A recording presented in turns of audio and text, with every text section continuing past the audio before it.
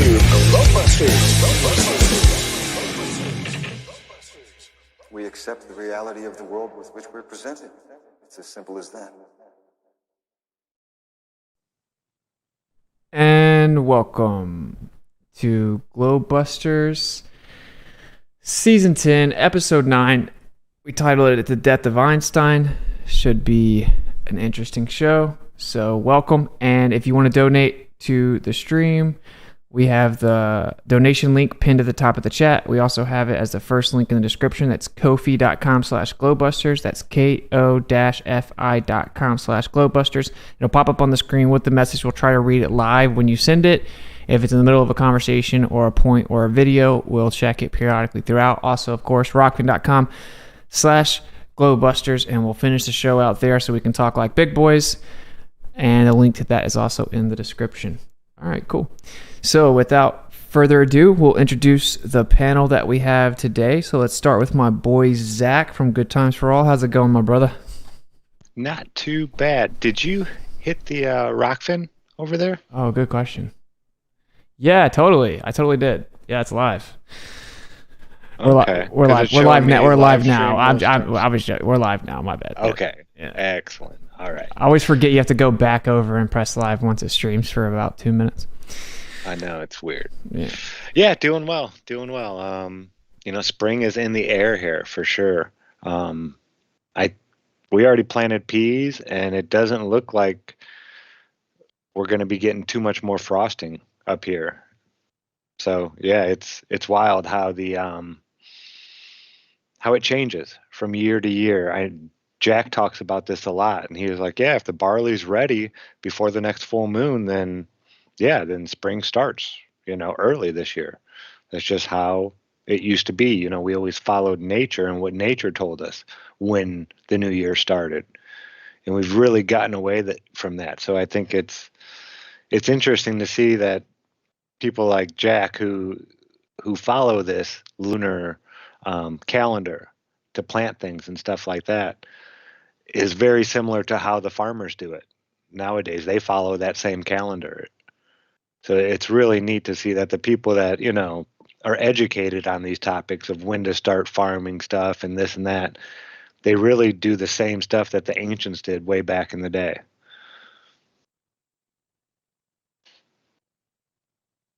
Oh, sorry. Yeah, nice, bro. You have no more frosting, you said? You're going to stop eating cakes up there?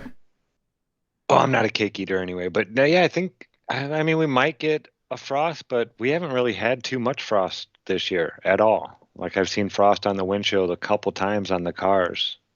We haven't really been diving down. Even when it does get real cold, it seems like the humidity leaves with it. So yeah, it's been a beautiful summer. I'm not complaining, or a winter. I'm not complaining at all. But spring's in the air here for sure. Nice, man. Yeah. It's getting really pretty here as well. So it's an exciting time of year.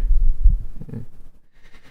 Cool, man. All right. Also, I think we have the legend himself, Iru Landucci. Iru, are you there? What's going on, brother?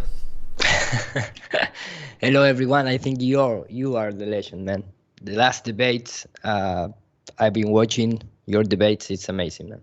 And thank you for putting like we said here in Argentina, put the body, to spread the word. And I'm fine. I'm start getting in this case, I think autumn is the correct season, the pronunciation. Yeah. Autumn. Okay. Yeah, exactly. Here we don't have the life reborn. We start dying in terms of the nature or recycle. So we are, the weather is much nicer than when I arrived, like, 35 Celsius degrees. I know it's difficult for you trying to convert, Fahrenheit right to around Celsius. 100, I believe. Yeah, but it was really hot.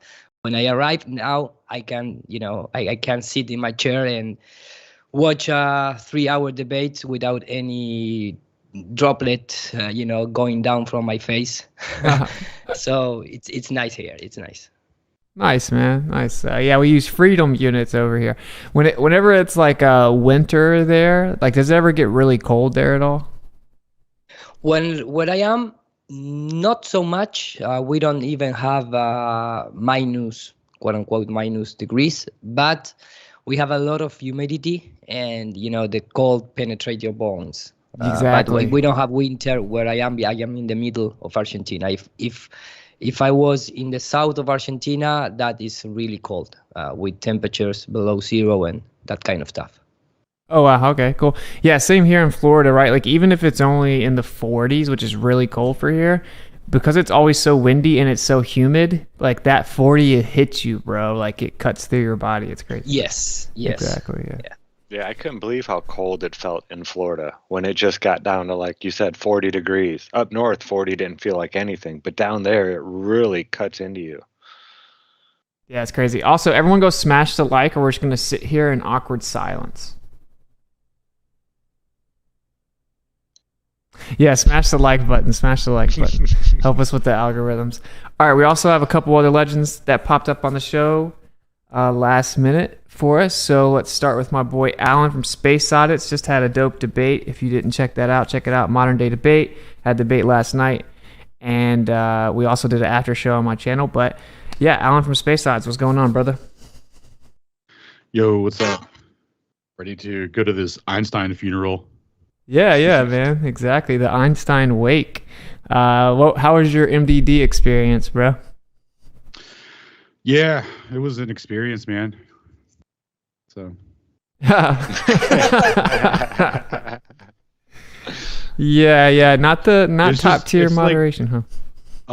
It's like a lot of time you spend waiting before they get to like not addressing your point. Really, you have to like wait for them to gaslight you a bunch and tell you how you don't understand it before you even get to anything. Like there's a lot of prefacing of how dumb you are before you can get to it. So it seems a little unnecessary to let that continue on. So I think the next time I go on, I'm going to be more on top of that part of it because that's insane. You guys are saints. Exactly. I don't know how you do it.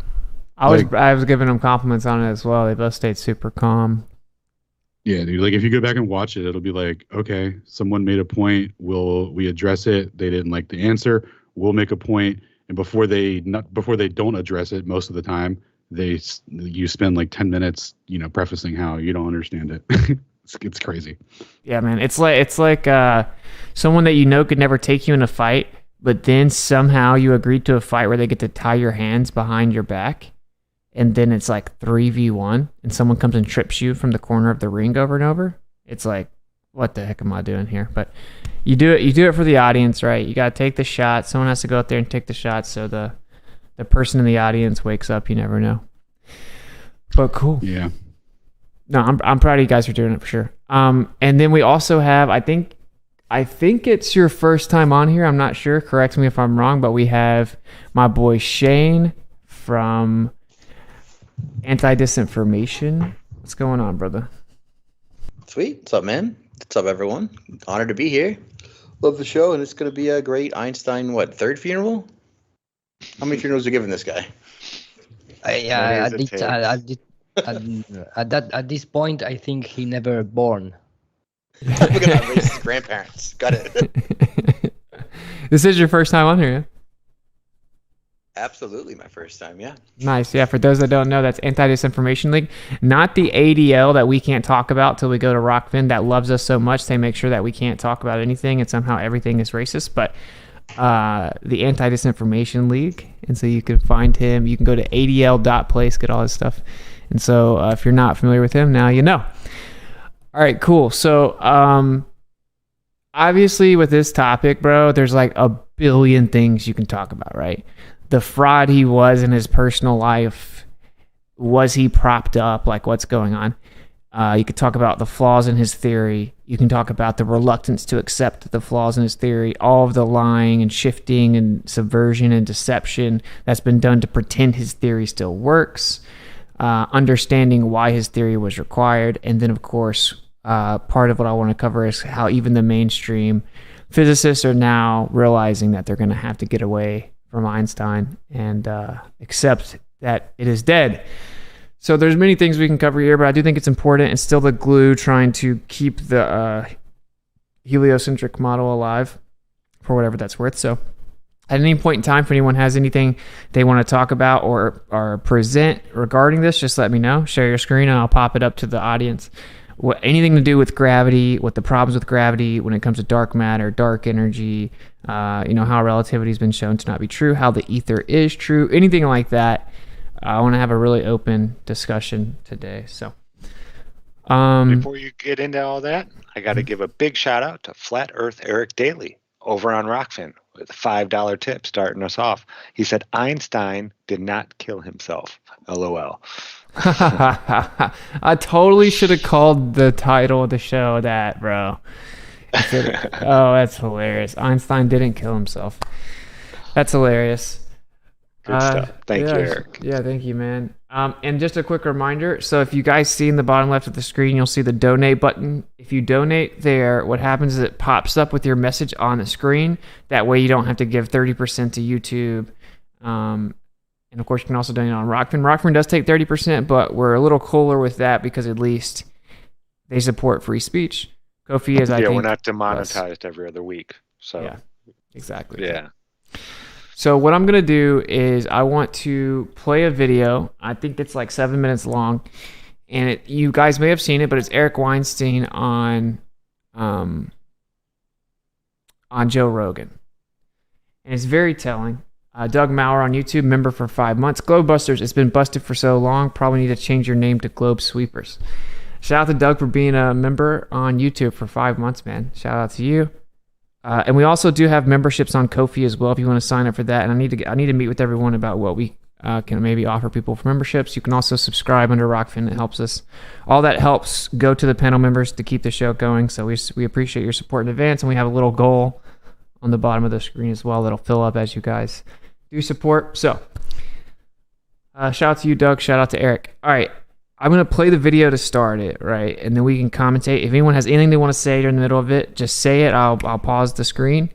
And then we'll go from there. We'll just kind of have it be natural and free-flowing type of a show, if that's cool with you guys. So I don't know if have you guys ever seen this video? I know some of you have. I think not. I'm not sure. Okay. Cool. I think it's very telling. So I'm excited to show the people that haven't seen this. Let me get it set up real quick. All right, so I'm going to share with you guys and then share with them. So this is a guy. Now, obviously, they've basically classified him as a quack. And they'll say he doesn't have any legitimate physical papers that have been peer-reviewed where they agree with it or whatever. But he basically proposed his version of a unified theory. This isn't about his theory being right or wrong, right? It's about what he's blowing the lid on here. All right. Let me pop this up for you guys. Okay. I think you guys can see it as well, right? Yeah. Okay, cool. All right, we'll play this video. Just if you have anything you want to say, just jump in. And again, this is on Joe Rogan's podcast. Yeah, so. Good. Hey, while the video is playing, check Telegram real quick. Okay, we'll do. All right, let's check it out. Let's get it started. Why during the 19... So I think that's pretty telling. Yeah, what do you guys think about it, man? I think he's getting, the short stick like we all get because he's just disagreeing with the mainstream. He's kind of getting a taste of what we get all the time, and he doesn't like it. He's pouting. Yeah, I mean, it sounds like he may accidentally trip and fall down some stairs. What do you think? But it is interesting, right? It's interesting because that's the truth. It's like it doesn't work. Everyone knows it doesn't work, and they're just ignoring it. And when they talk about this antimatter and negative mass, bro, all they're talking about is there's an equal and opposite reactions because there's a fluid-like background medium. There's an energetic background. It's a primary substrate. It's really simple. There's a background. Like if I go paint on a canvas, the canvas is the ether. You have to have the canvas to paint on it. The paint is electricity, magnetism, light, matter, everything that we see in the physical world, right? And it requires the canvas. And so if I throw a rock into a pond, it ripples because the rock hits the water and the water reacts. There's a reaction, right? But they can't do that. They can't use the simple, obvious background medium that's been used for all of physics to explain classical wave mechanics, to properly explain all electrical phenomena, because it doesn't work in their model. And so they're doing these mental gymnastics and these crazy stories about antimatter. Oh, it's a positron and all this weirdo stuff. And this is just a guy that's calling it out. What, in my opinion, the ether is just, the lack of everything as far as charge, temperature, or pressure. Any kind of disequilibrium. If everything there is equal and there is no temperature, I think it's like, what would it be? Hydrogen as a superfluid? Just the base, whatever the very base building block is of this place, that in like a superfluid, in my opinion, is what the ether is. And then once it's excited, it can be transformed and mutated into all kinds of things. But the lack of all these things is ether. That's Mother Nature, in my opinion, is the trying to revert everything back to the etheric form, where there is no matter. There is no anything. It's just back to the beginning. Wow. We just got a crazy generous donation that popped us up over the goal. Wow. Yeah, let me go check it out and find exactly where it is, but that's crazy.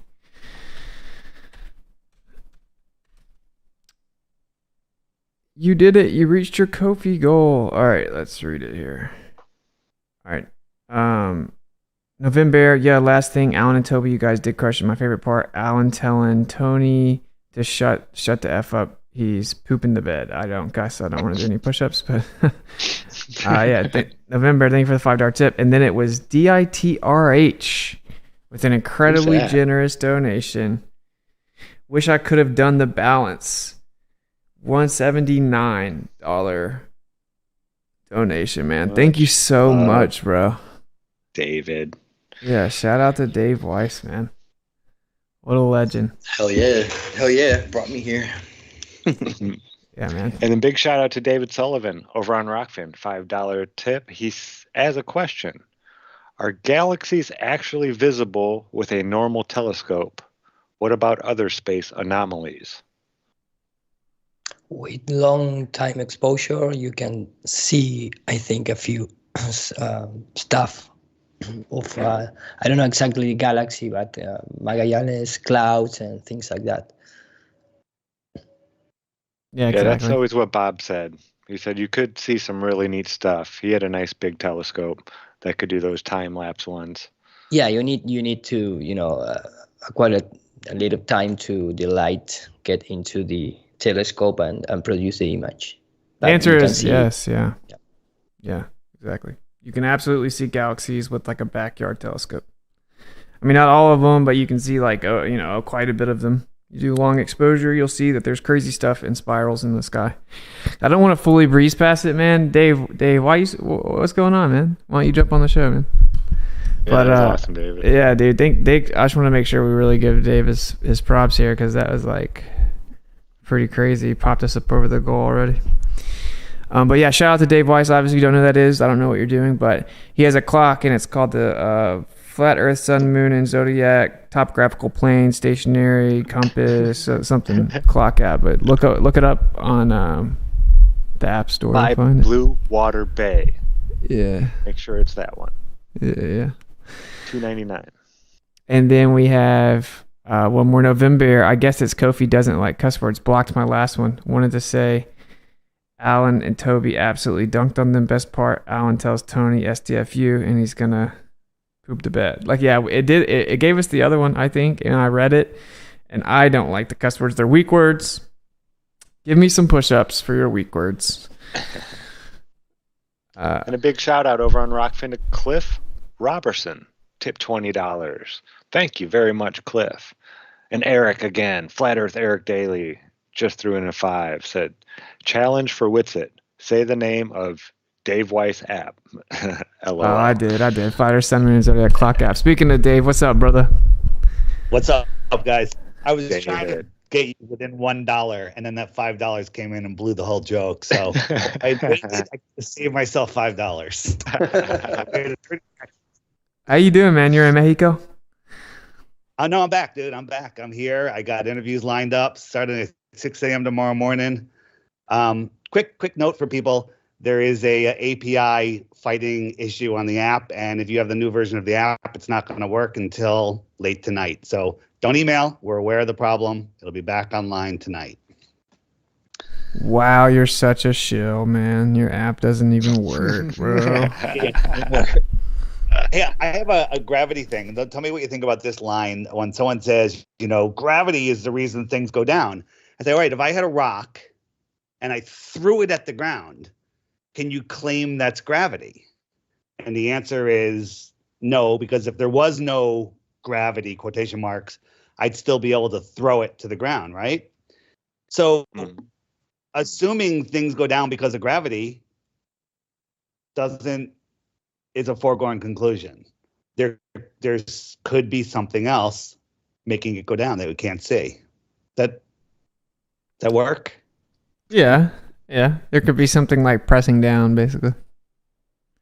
That's what you're saying? With a downward bias flow, with traction, electrostatics. Correct. Yeah, there's a downward flow.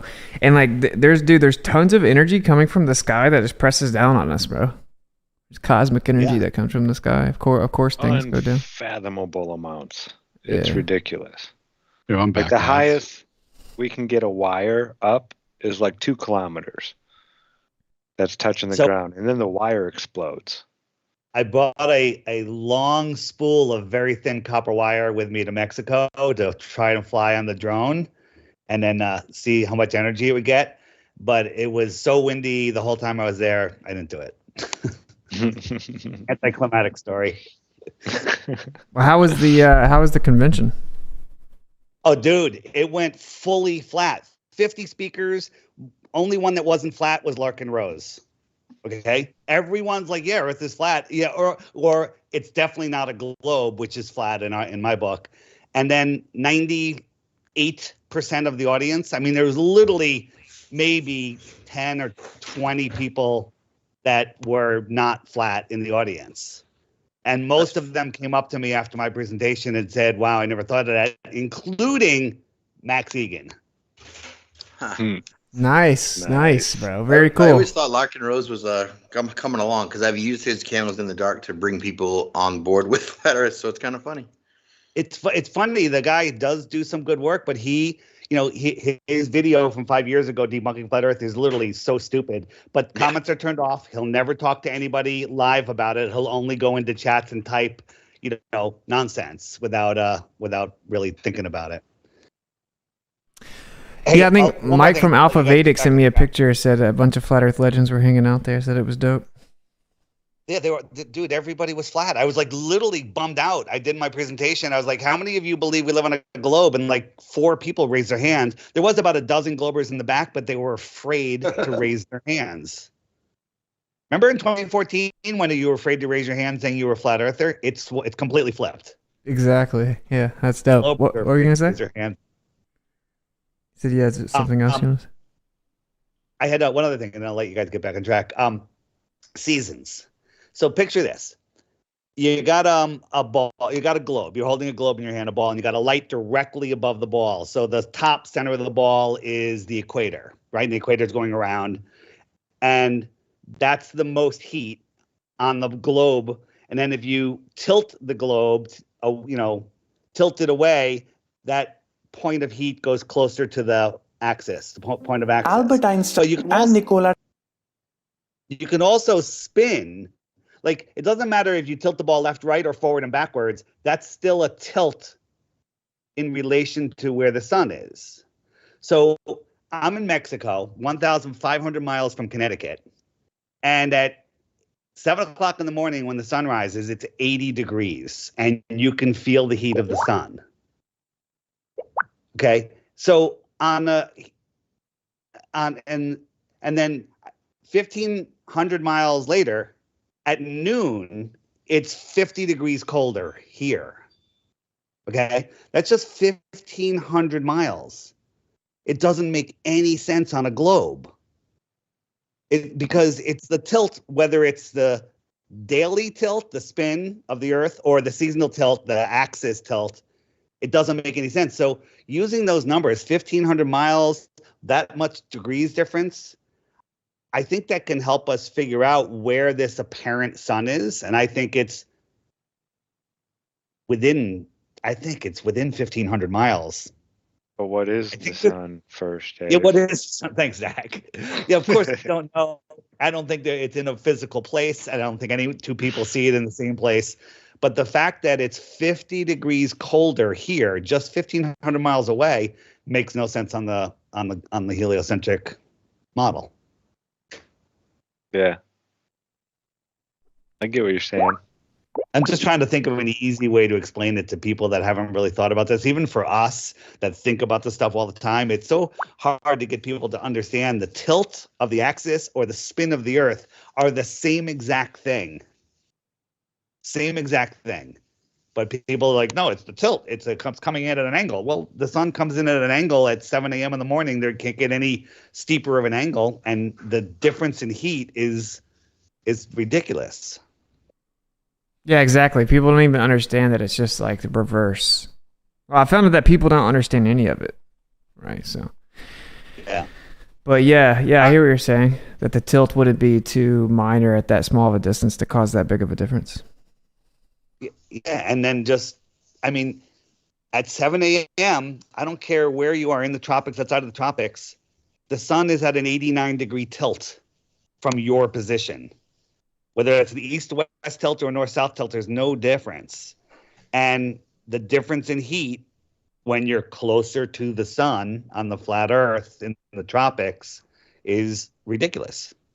It's like freezing here at that time in the morning, just 1,500 miles away, when it's at the same tilt. I don't know. There's got to be a better way to model it and explain it, but that's all I got to say about that. We threw up a graphic while you were talking about the temperature zone around the equator when overlaid on a flat Earth azimuthal equidistant map, and a local sun clearly shows the warming of the equator due to the local sun's effect on the surface, and you can see the actual temperature data laid out over the AE projection there, and it makes perfect sense on a plane with the local sun. No crazy worrying about beams intersecting angles there. It works fine. That angle thing I never really understood.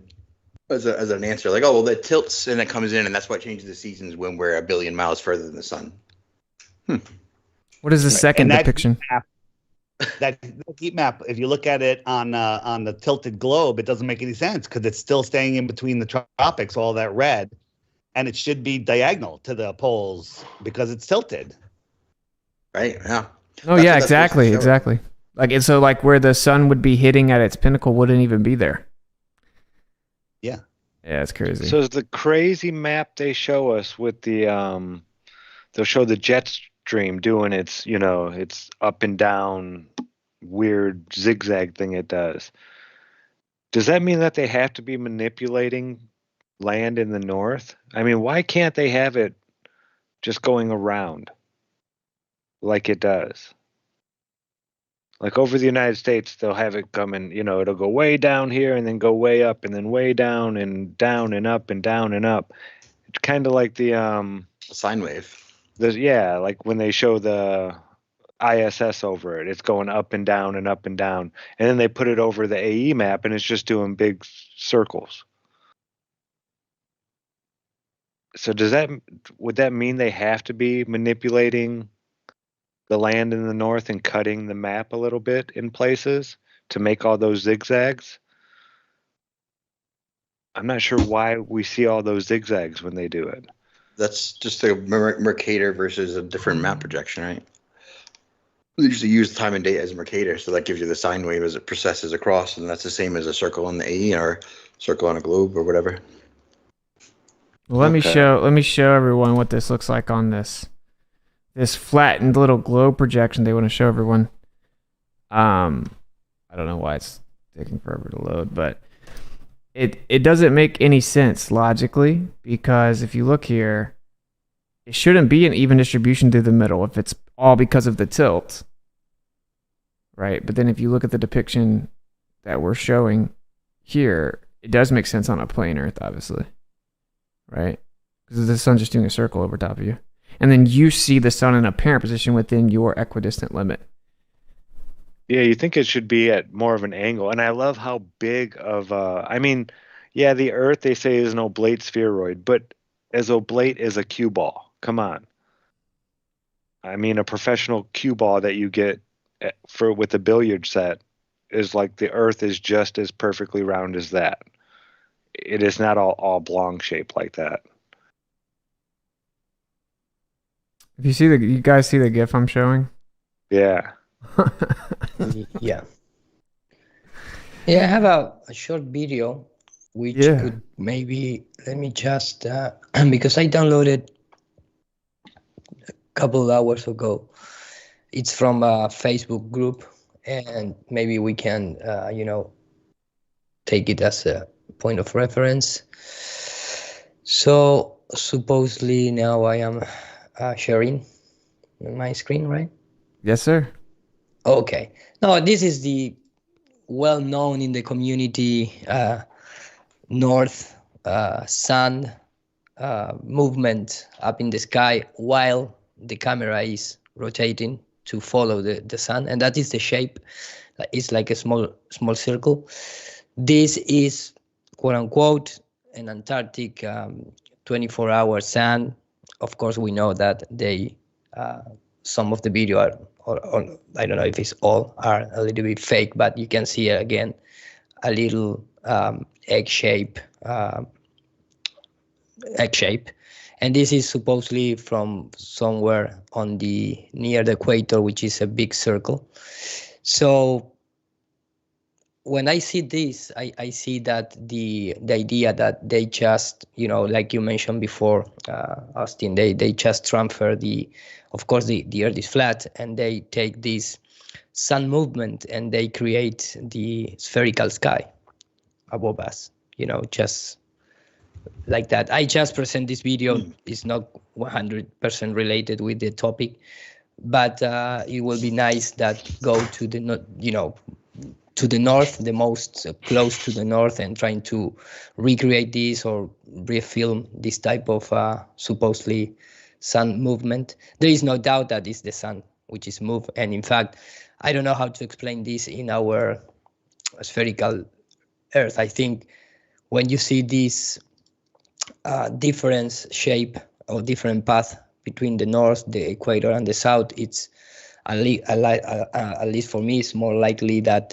we are in the flat surface with the local sun very close to us, and this is how the sun appear into the skies, going to from summer to winter, and explaining the seasons and that kind of stuff.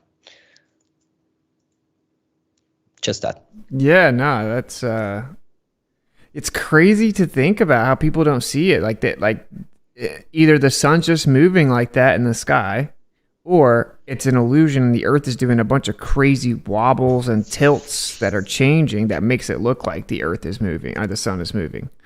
Yeah. This is one day, supposedly, okay? This is one day. This is an analemma of 3 years, I think, which represents, of course, the full movement between years, which is, again, something that you can hear, you can see if you are right here and you film 24 hours, you're going to have the small circle. This is the big circle, and then you have the other small circle. Wow, that's a dope video. And this is from a non-official, but not a flat earther. It's just a guy who upload this to his channel. I follow a lot of astronomers, amateur astronomer channels, because sometimes you can find a little things that maybe we can use for our own model. And this is a nice 3 years analemma. Path of the sun. Wow, that's some dedication right there. Yeah, man, completely agree. I mean, all right, he only lost the camera like 3 days over the 3 years. What a trooper! Yeah, crazy. But here you can explain quite well the seasons and the changing seasons and that kind of stuff. Here is the web page. If someone wants to maybe take a look to other videos, but and I trying to find a little bit of other things related, but in the heliocentric model, if you're trying to make on scale things, we should be, or we are, we must be blow up, burn, in equal parts. The inclination and how the heat distribute on the surface of a supposedly spherical Earth, and because you change the angle related with the sun, it's crazy. I mean, we are a speck of dust in comparison, supposedly, with the sun. So it doesn't matter how much you make the inclination, we will be burned immediately. You have that is my opinion. Of course, every time someone wants to model that, it's like taking a little 1 millimeter spherical plastic ball and put some heat ventilator and trying to inclinate the tiny plastic ball, trying to make that thing cold in the opposite side of the where receive the heat. It's impossible. You're gonna burn everything. Yeah, exactly. If you ever tried to actually physically replicate or demonstrate it by tilting that little ball in the heat source, it's just not going to work. It's not going to work. Yeah, exactly. Have you ever looked at the lunar analemma? I don't have a video. I have still pictures of the lunar lemma, but I don't have the actual video of that. I was looking here some of the stuff maybe to share. I don't know if you want to. I stop sharing. No, you got it, bro. I trying to find things like this. I have a lot of. There's the a video. The chat says they were having years. Iru withdrawals, bro. Yeah, we needed some Irus. I was going through withdrawals. What are the colors indicating there? The red, the white, and the blue. I think it's the speed, maybe. Well, that would make sense. Red would be the faster. Yellow is, well, I don't see yellow. I see there, blue, white, and red. Yeah, I would say the yellow or white, David, would be where it's not accelerating or decelerating. And then the blue would be decelerating, and the red would be accelerating. Well, it's one red one. The top red one is slow, and the bottom red one is fast. So I think that's not it. Maybe it's months. Maybe it's just pretty. Oh, maybe just pretty. Yeah, it could be. Yeah, easily. Here there is some animations along the how maybe the light distribution operates in our and in fact I uploaded to my Rockfin channel a video which this is the Luna Lima. This is I have 2 or 3 of this type of pictures. I don't know exactly. I don't have any actual video. Shane, you're hot micing, bro. You're hot micing with your keyboard and stuff. Mike? No, Shane is. Okay, you hear me well? Yeah. Sorry, keep going. Just keep going. I had to stop Shane from raping our ears. Okay, here is like a position of the sun above the horizon, and you can see while it's circling, also it's elevating. Of course, that depends of where you are and the day, the time of the day, etc. But this is just a few other perspectives here. You can see the angular size in the diameter of the sun, the zenith, etc., etc. This is a bunch of random video that I'm playing right now, which I have from other. I really love to download things and and put it in my personal archive library. Then I have here. I think this is this is the original 20-minute. I think I have one which is a little bit more. Yeah, this is like speed up version. And it's nice because you have here in the simulation, at least you have the month of the year and how it's changing the shape of the illumination base. Of course, when you take a little dome of glass and you put it over the Gleason map and trying to, with laser of external light illuminate it, and you have these crazy patterns. And then I just uploaded a video that maybe you can, let me go quickly here to my content. And I think it was this. This is from a friend of mine that he content. No, sorry, I don't. Rockfin. And I want to go to my your channel.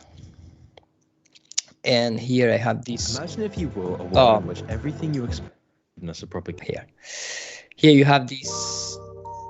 The English, it's a little, it's translated via AI, but it's the topic is, trying to debunk the heliocentric model and the spherical model of 6 months of light in the south. We take some of the video, we analyze, we discover the duplication in shadows, things like that. But the guy is a geometrist. I think that is the correct word in English, is this guy here. And he makes awesome videos with a lot of calculation, equations, measurements, things like that, because he works with that type of things.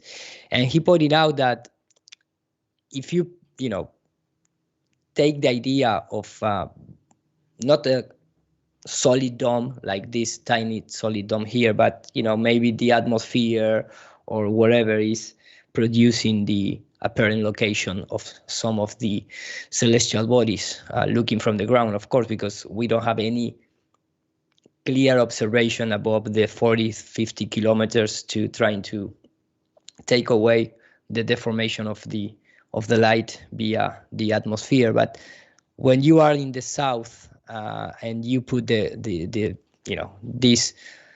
little dome, you can see that the path of the circling of the sun is like changing the direction. So I think this is a topic that Jeran discussed with Wolfie, because supposedly when you are in the south, for example in Australia, and you look south, the sun appears from the opposite direction that supposedly must be appear. I don't know if you, Austin, can explain a little better what I'm trying to say, but say what you said one more time. No, because supposedly in the Gleason maps, if you look to the south and you're trying to take the sunrise and sun dust, supposedly it's opposite, or it's the change in seasons angle. Yeah, talking about where the sun sets. Yeah, where the suns rise and when the suns go down. Yeah, south of east, south of west. Yes, but if you put a dome, quote unquote dome, or you take this into consideration that maybe we are under some type of, or the sun is outside some type of medium that distort the position, you can have these opposite directions looking south and north. If you are in the south, you can see how it changed the path, the circular path, which must be a complete circle. If I take out the dome, you can see it's a regular circle. But when you put this type of shape on top, you break the circle, and now you have this path like this, going opposite in terms of what you see if you take out this dome. Of course, if you take everything out in terms of mediums, the sun is going to circle in this way, like I am moving the mouth right now. When you put this type of things on top, the sun is not going to do this. If you look south, it's going to make this, which is changing the apparent movement. And when you go to the actual live observation, and you just, let me just skip forward, and this explanation is in English. Let me just play. Any observer at any point from the Antarctic Circle would have the same perspective or the same observation. Is via AI, so maybe you need to put a little bit of effort to understand, but maybe it's better than my explanation right now. But when you go to real life observation, this is a guy who take the measurement or the movement of the shadow through the year, looking, north. And when you draw the lines, you're going to have the south, north, and equator, and you're going to have these inverted lines, like if you put on top of the Gleason map and you use this idea of the path of the sun being deformed via a medium, well, you can have the explanation of the opposite sunrise and sun going down in the morning and in the night. I know that I explained really bad right now, but I just put this on the table because maybe someone could take a look at the video on Rockfin and make a better explanation. But I think it's related with all these type of seasons and Alima. That is awesome. I didn't know you could do it with shadows. That's the same thing. That's perfect. Yeah, that's fire, bro. Yeah, those are really cool visualizations. Also, Ira, where can I steal your stuff at, please? Where? Where I what? Where can he steal all your slides and stuff is what he's asking. He's trying to get some of the visualizations. Like all of them. Oh, you just type me on my irulanducci@gmail, and I give you whatever you see from my presentations. No problem, man. Rockstar. Thanks, man. By the way, I'm still working on James getting us on there. You're still down to jump on NBD with me, right? Iru? Yeah, of course. Okay, cool. Remember I'm trying to get it. Assist you. Yeah. In terms of maybe I can speak. I don't know how I'm going to feel to because debating in English with that type of guys maybe is a little intimidating for me, but I think I can do my best. Of course, I never quit and I never going down, but at least I can warm up, just put in some videos and little by little start speak and maybe give a punch of the face. Yeah, I think we would be an awesome team, honestly. Austin, how did you feel about your debate with Globey McGlobeface? It was awful. Well, I mean, but how do you realize that you completely crushed him, right? Yeah. So I was actually I went on. I didn't even know the debate happened, and I went on right after it ended. I went on Twitter, and he did a live stream after, basking in glory of destroying you. I know. I heard. It was crazy. I was just like, wait a minute, and then I went back and watched the debate. I'm like, wow, I'm just never going to give these guys any attention. It's so bad. Yeah, dude. I do like basically tapped out. Champions, they're like every time, no matter what. Yeah, he basically tapped out of the debate and then somehow dominated. He said Occam's razor's not a thing, quote unquote. This dude is lost the plot. But yeah, it's funny. I was trying to say that's a good example to show how differently people can view the same thing. Iru, this answers the question that broke my brain and almost drove me mad when I was really studying the sun. This video? Yeah, right here. Just that visualization right there. Going from without the dome on to this is like, okay, that makes perfect sense. This is the question. You understand what I'm trying to say? Yeah, but this is explain better to the audience that I did. Yeah, this is the question. Is there like a visual limit that's a dome for us personally, and also like layered dome over top of us, or just mediums that are kind of a dome over top of us as well? Is it either or is it both? I remember David had said something one time about how is our atmosphere, if there's a shape to our atmosphere, how is it being created? And the deeper we dig down, the hotter it gets. So I was thinking, like David said, well, you can create a dome of air in a liquid by putting a pot, on a stove with some water in it and turning the heat on, and you get these little bubbles that form all over the bottom. So I think possibly the air does have somewhat of a dome shape. Now, I'm not saying that's the shape of this place, but the atmosphere that we breathe and everything, I think may have that shape to it. I don't shy away from it at all. This. I think we absolutely have a dome over us because it's the top of a torus field, which is a dome. Yeah, that as well. Yeah, This is a video from. This is a new video from Robot Polisher. I'm gonna leave it as a background, but because here he makes an awesome job, and he takes this idea of the and he used a background audio from you, Austin. That's how we have to measure this stuff. And he used an audio from you, but he put this idea where, when I see this little part, I think it's a couple of seconds here. Here you can see that, at least in my opinion, I trying to combine with the video that I just already presented, with the sun making the small shape, and giving this appearance of a spherical sky and not a dome sky, not a dome earth, of course.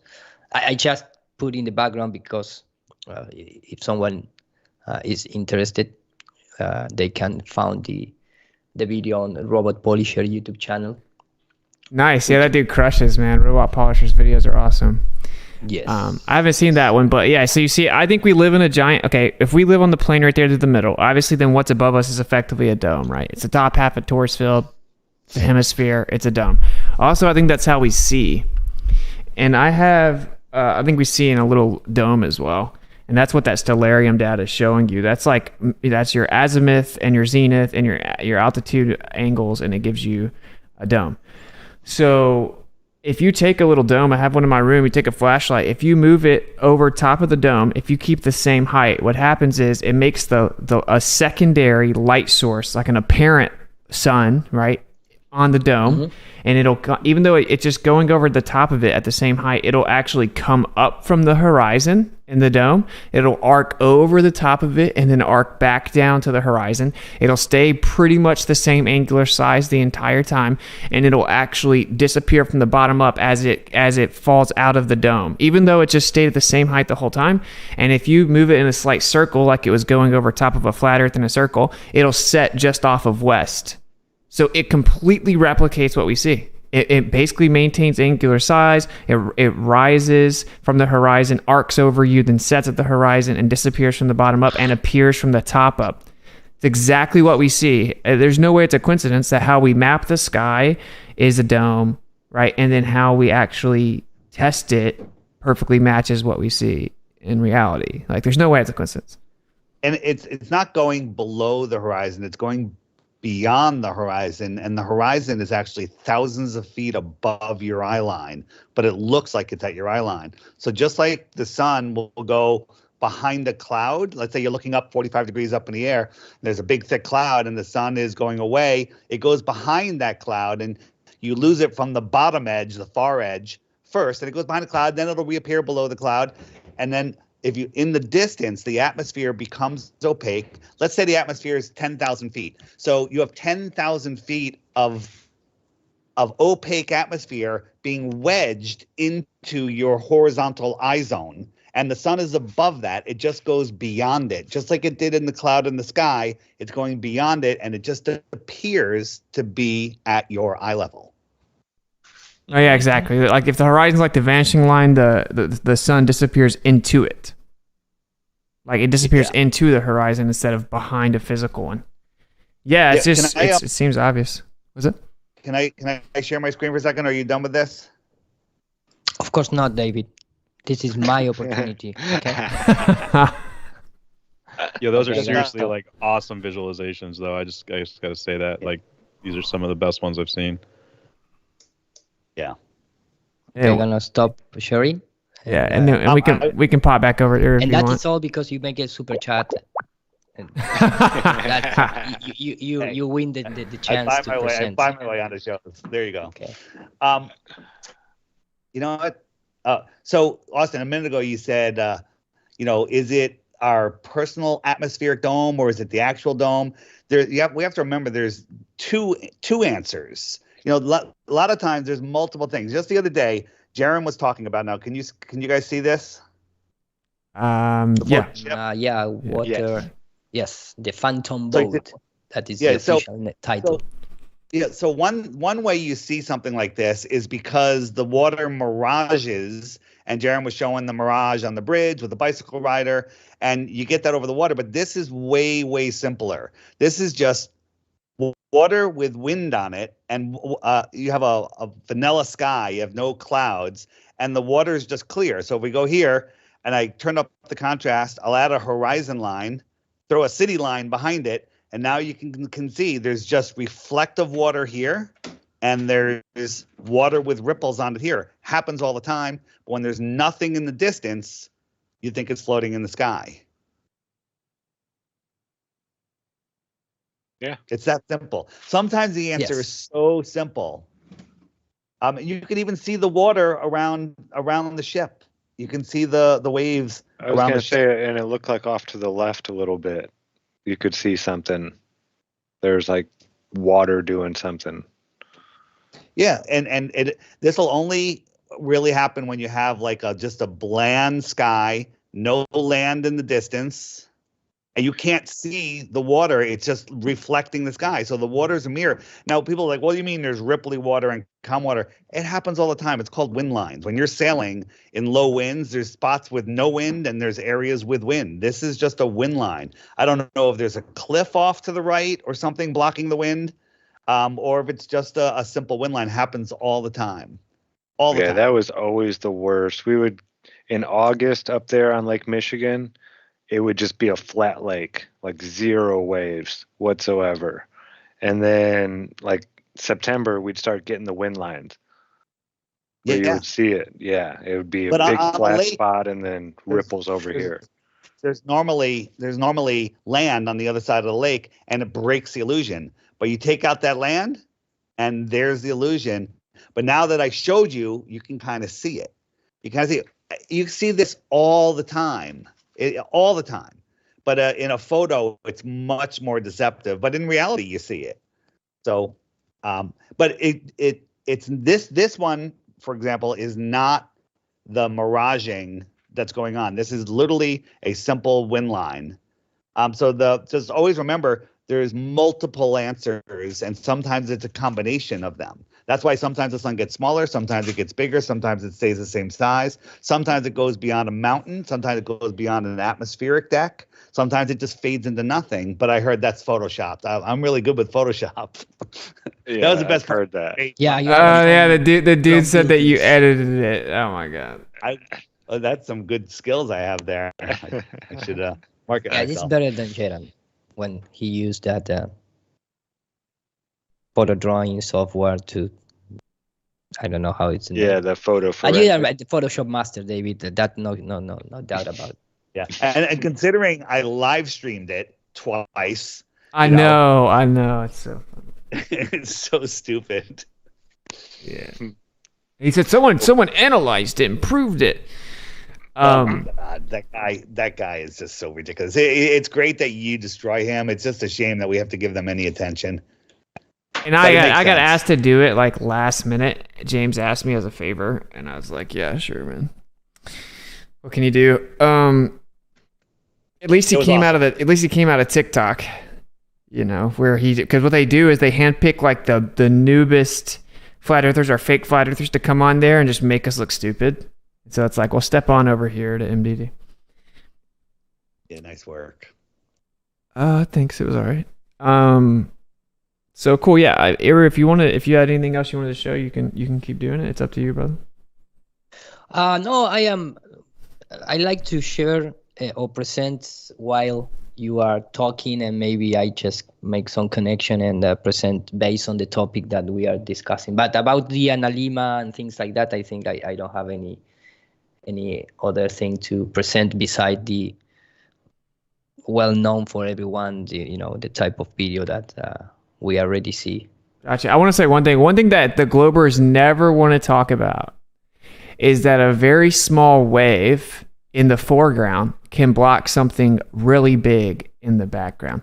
This is such a basic thing, but they never want to talk about it. I can block a 20-story building with my thumb. I can block the sun with my thumb, Yeah, exactly.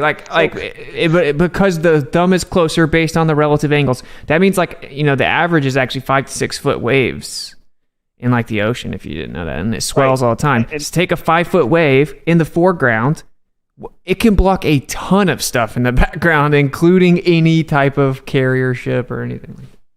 Right. And all of the times when these things are blocked, half of the building, half of the ship, it's on a very rough, windy day. But here's the question I have for you, Austin. Maybe you can explain it, because I'm trying to wrap my head around it. And I know it works because I've seen it. If you're a 6-foot tall person standing at the edge of water, and I don't care how far away it is, if there's a 3-foot wave, should it not block things in the distance? I think it does, because the water is ramping up to your apparent eye level, but it's not really. But in the distance, when you're looking through the atmosphere, don't things bend downwards? Don't they get refract downwards? So the ship that's way beyond that 3-foot wave is being pushed downward through refraction. Is that the way it happens? Is that why it's blocking that ship? I didn't quite follow you. I don't invoke refraction on that. No, I definitely think that's the case, David. It's all just based on the angle, right? And so if the wave is coming up, it depends on the angle is the actual answer. And if you're far enough away from what you're viewing, then absolutely. Or do you need refraction? Just a little bit.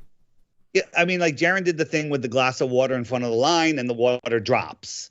The line drops when you're going through the water. So looking through the atmosphere, let's just say it pushes it down just a tiny little bit. Well, that ship or that building's smaller and smaller in the distance. That 3-foot wave can block the whole thing out, even though your eye line is above it. That ship is being pushed down farther. Okay, yeah, I hear what you're saying. I mean, we're also seeming to figure out that vision itself is curving, and so things in the distance all converge and compress into the distance, and so it can give the illusion of curvature in all directions as well. But yeah, maybe it is just the actual atmospheric effects that cause a slight bit of what maybe people would call sinking. Well, we know it's not curvature because it changes every day. So unless the Earth is flexing, yeah, of course it's not curvature. Sense. I do have a video. You guys can see my screen, right? This shows exactly what we're talking about here. So it's probably a good point to bring it up, but let me pop it up for the YouTube. Let's watch a couple minutes of this. This shows perfect examples of what we're talking about. Changed my mind. Let's get into it. Now, there's plenty of examples like this one, but this one is very good, and I'll show you why. Ships over the horizon? No, not at all. Look at these waves that you're seeing right here. They're actually a lot closer than the actual water that's underneath this boat. Look how the boat comes up, where you'd say, oh, look, it's going over the curve. Look at that. But you can actually start to see the bottom, literally underneath this boat when it's bobbing up and down. The waves cause a false horizon, exactly right. So again, if you pay close attention, you can actually see underneath the boat right there. Impossible if it were going over the curve. Absolutely impossible. Alright, if you take a look here, you can see this boat coming in. They're even past the curve, but they're way closer than these other ones, and they're still over the curve, right? No, not right at all. Not right at all. It's just an illusion. It's the way that the waves work. Angular resolution, folks. Go follow this. Go do this. Alright, here's another video that I highly suggest. Right here. Check it out. We're going to go over this. Is it a physical Earth curve edge that you're seeing, or is it more of an illusion? We're about to take a look right now.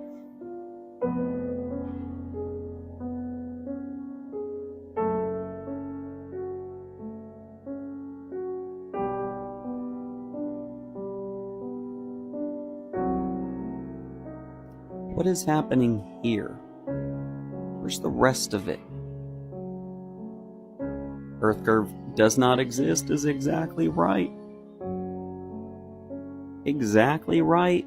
You'll learn this too the more you start looking into it. There's tons of videos like these. Plenty of them. Look at this boat here. Take a look at this, ladies and gentlemen. What in the world is that boat floating? I thought he was going over the curve.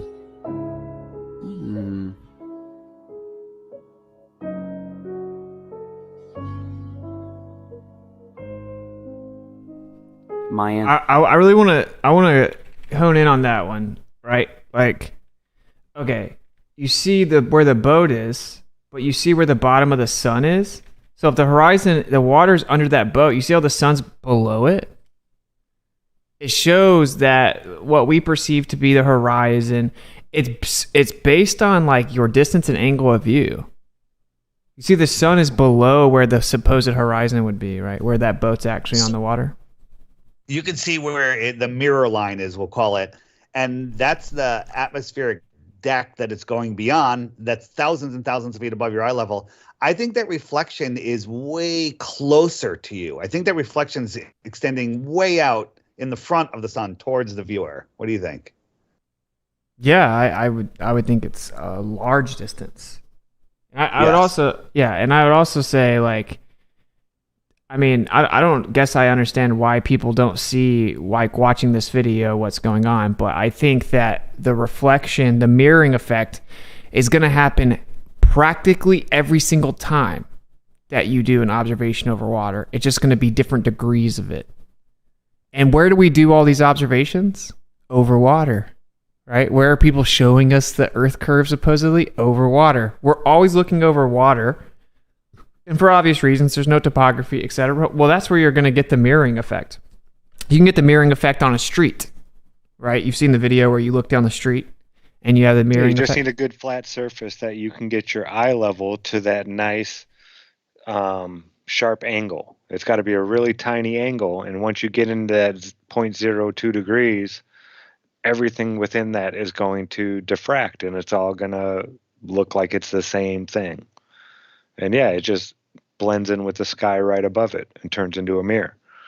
And look at the edges of the sun here, right? It's looping in. This can't be like a circle sun going behind the curve of the Earth. It's curving in above it. And dude, sunsets do this all the time. Mm-hmm. Yeah. So, in fact, a Glober tried to say, you're trying to pull out the 1%. What about the other 99%? And then drop the picture and it shows the same thing. If you draw a circle around it, then it's actually the bottom of the sun is looping in. It's not a circle. It just shows you it's disappearing into the vanishing point in the distance of the Atmos. So, I think this is, we'll see if it's it. My answer's no. Absolutely not. There you go. And we got a nice little plug for the app there. The Flat Earth, Sun, Moon, and Zodiac Clock app. Is that what it's called? Wow. Wow.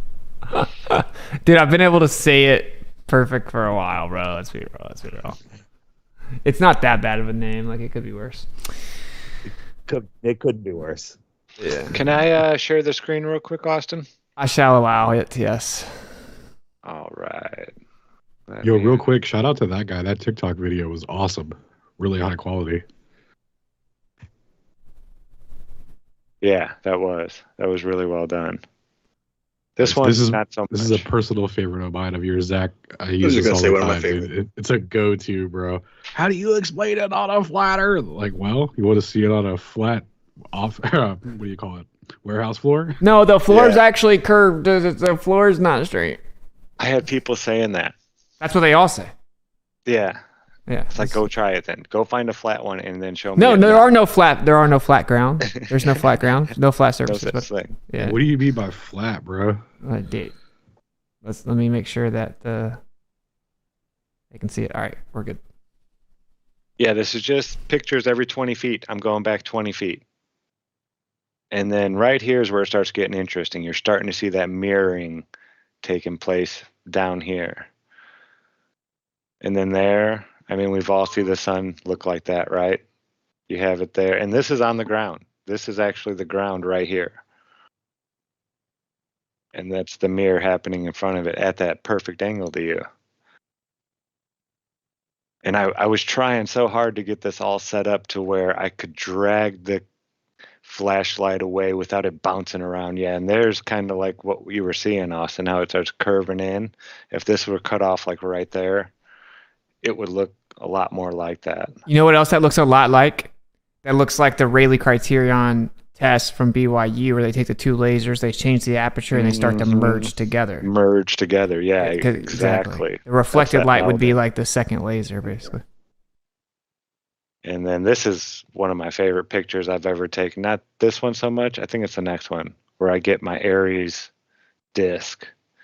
No, but it's always interesting. It's from the bottom, it starts getting cut off. Okay, the next one, I get the Aries disc. Yeah, that's one of my favorite pictures I think I've ever taken.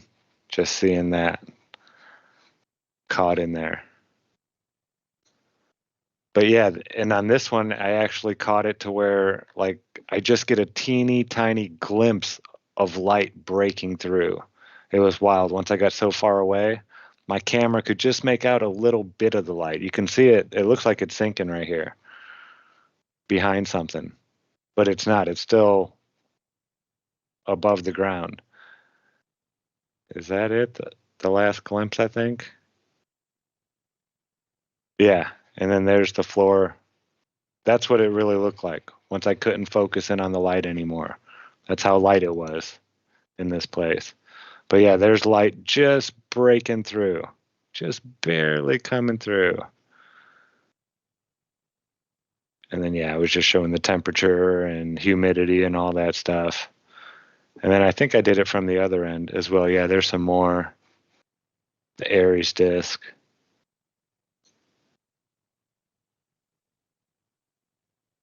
Oh, yeah, that's a good one, too. The bug catcher shows you the mirror that takes place.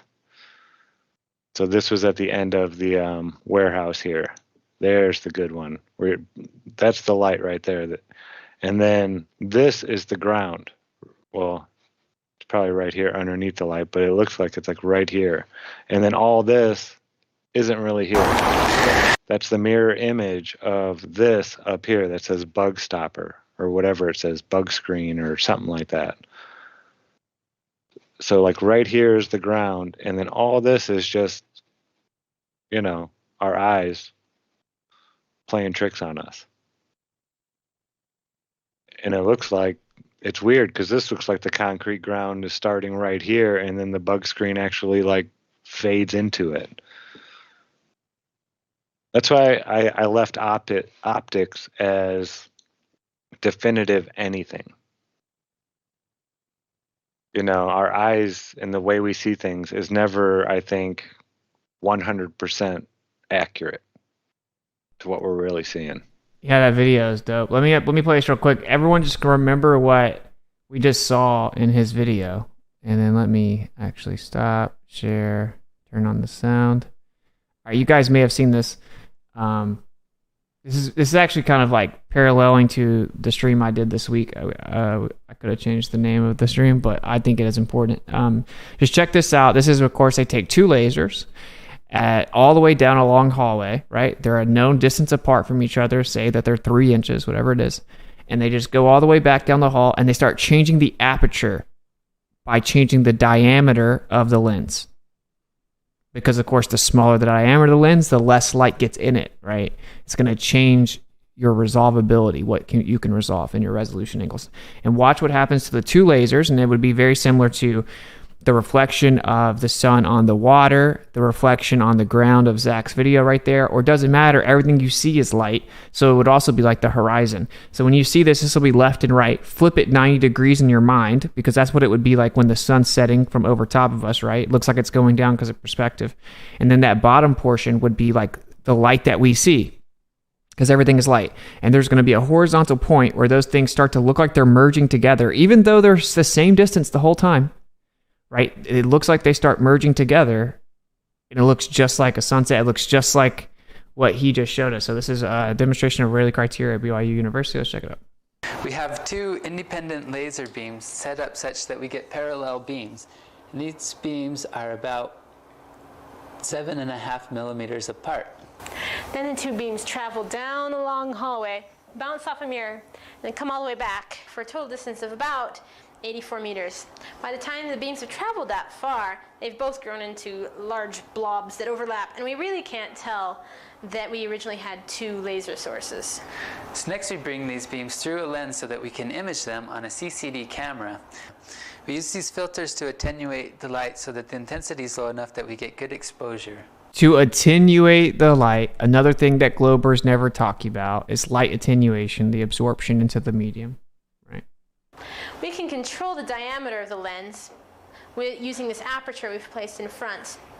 If the diameter of the aperture is wide enough, then we see the image of both laser sources on the CCD camera. As the aperture closes, the resolution degrades and we see only one spot. The Rayleigh criterion occurs when the aperture is open just wide enough that we can distinguish the two spots. For our setup, this aperture diameter is about 8 millimeters.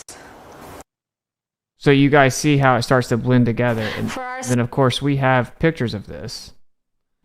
Let's just go to the images, and you'll see this is like actually how we demonstrate the idea. So you see how it starts merging in when it becomes less and less resolved? Well, the sun goes out into the distance, right? So if you flip this over, this looks a lot like what we see. If you think like this right here, see this part of it? This looks just like what Zack was showing us. You see how it's starting to blend together? That's exactly what Zack's video was showing, because the reflection created a second light source. And then you started, basically, as you went further away, the relationship between the aperture of your camera and the distance, so therefore the angle started changing, and they started blending together, right? Yeah, think of like headlights or tail lights on the back of a car. They're nice and wide when it's right in front of you. You know, if you put your face as close as you could to the back of the car, you couldn't see both taillights. They'd be too far spread out. But as that car drives off, those lights are going to get closer and closer and closer together until they make one single light, and you can't make out the two lights anymore. That's it happening in real life, right in front of your eyes all the time when you're driving or walking down the road. Exactly. Now imagine that you don't even have the second light source because there's no reflection, because it doesn't matter. Even though over water we do, right, with the sun. Like it just this if you draw a horizontal line right there through the middle of it, right? That's the place in between the two lights. That would be your horizon, and that location changes, right? It's just apparent. It just moves around. It goes up, it goes down, it goes in, it goes out. It's just an apparent horizon. That's what the horizon is. Apparent horizon is redundant. But if you draw a horizontal, it would be a vertical line in this picture, but flip this whole picture 90 degrees to envision the sunset. You have that horizontal line. The sun looks like it's getting closer and closer to that vanishing line, or the horizon, optically, because as it gets further away, it looks like it's going down. It's going to get so close that you start to lose the resolvability from the bottom up. And now you overlap this with the idea that we have a distance limit to how far we can see in each direction. Right, so I just wanted to show you guys the video and the pictures of it, and then combine that with what Zack just showed you, and combine that with the videos we just saw. And to claim that a sunset wouldn't work on a flat Earth is actually insane at this point, right? Mm-hmm. Does anyone think I'm missing something? No. Nope. And the atmosphere affects this, right? It does. More particulates, more disturbances in the atmosphere. It's just going to make the tail lights come together that much faster. But this is done with a pure nitrogen, oxygen-based atmosphere that has no disturbances. That's how they tested it in a lab to get Rayleigh's criterion. So this is the limit. on a perfect atmosphere with no disturbances. This is the limit of how well you can see with the diameter of your aperture at a certain size and the light source at a certain wavelength of light. So the only thing that it can get is worse from this. And the atmosphere, like David was pointing out earlier, is, it's opaque, especially over long distances. It's like water. You can't see through it forever. So yeah, this along with, like if you take this, Rayleigh's criterion, and the distance they say we can see, which is about 3 miles if you're, 5.5 feet tall. Well, at 3 miles, the diffraction limit, the amount that's distorted along your horizon, is right around 5.5 feet. Like all they did was like switch it, the great switcheroo. They took our eyes and whoop, yep. To expound on that, right? Like, it's just, it's really just simple logic when you really break it down. As your field of vision is going outward, because it's based on an angle, as you go outward from the source of the center of the angle, you're taking in more and more area. The further out you go, the more area is being projected onto your retina. And so as you have more and more area that you're taking in, what you're taking in necessarily has to get smaller and smaller and smaller because you're taking in more information and you only have a certain level of resolution. You can't just take in infinite amount of information. And, it's like I like to use the monitor example, your computer monitor. It's like you can't just open all your browser windows and then see them all on full screen at the same time. You would have to, if you want to see more things, you have to make other things smaller. And if you were to keep making things smaller and smaller and smaller to fit more things in, eventually you get down to 1 pixel. And then after you go any smaller from there, once you hit a certain point, you're down to 0 pixels. And it actually happens in a nonlinear fashion. But yeah, like it's just, I think that's like a one way to put it, right? Is it's just pure resolution. And when you get to that angle of the sky meeting the ground, you're having a hard time resolving the difference of the two there. Exactly. Well said, Toby. Welcome, man. Yo, thanks. I'm also a big fan of that video. It's one of the best examples of that phenomena. Oh, thank you, brother. Thank you. A big shout out over on Rockfit to Rasco Hearn. It says, many thanks to all and mil gracias a Iru. I don't know how well Spanish I did guy that. or what? I think so.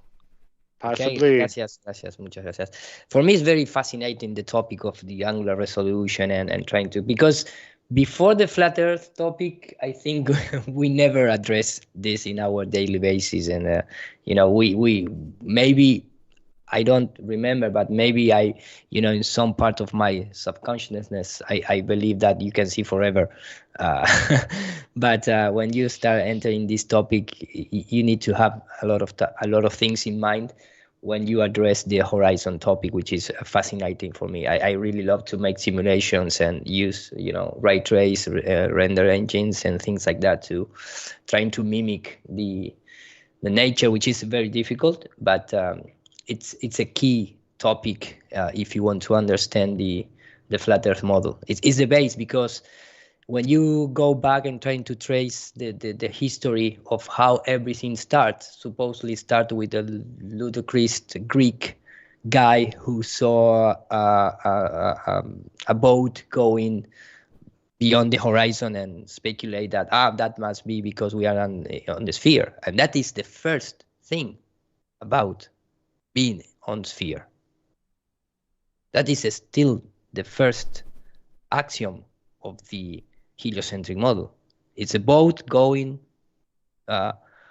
away and going down, following the curve of the supposedly Courbison, and it's crazy. I mean, the actual science never put that into evaluation until the flat Earth community start growing.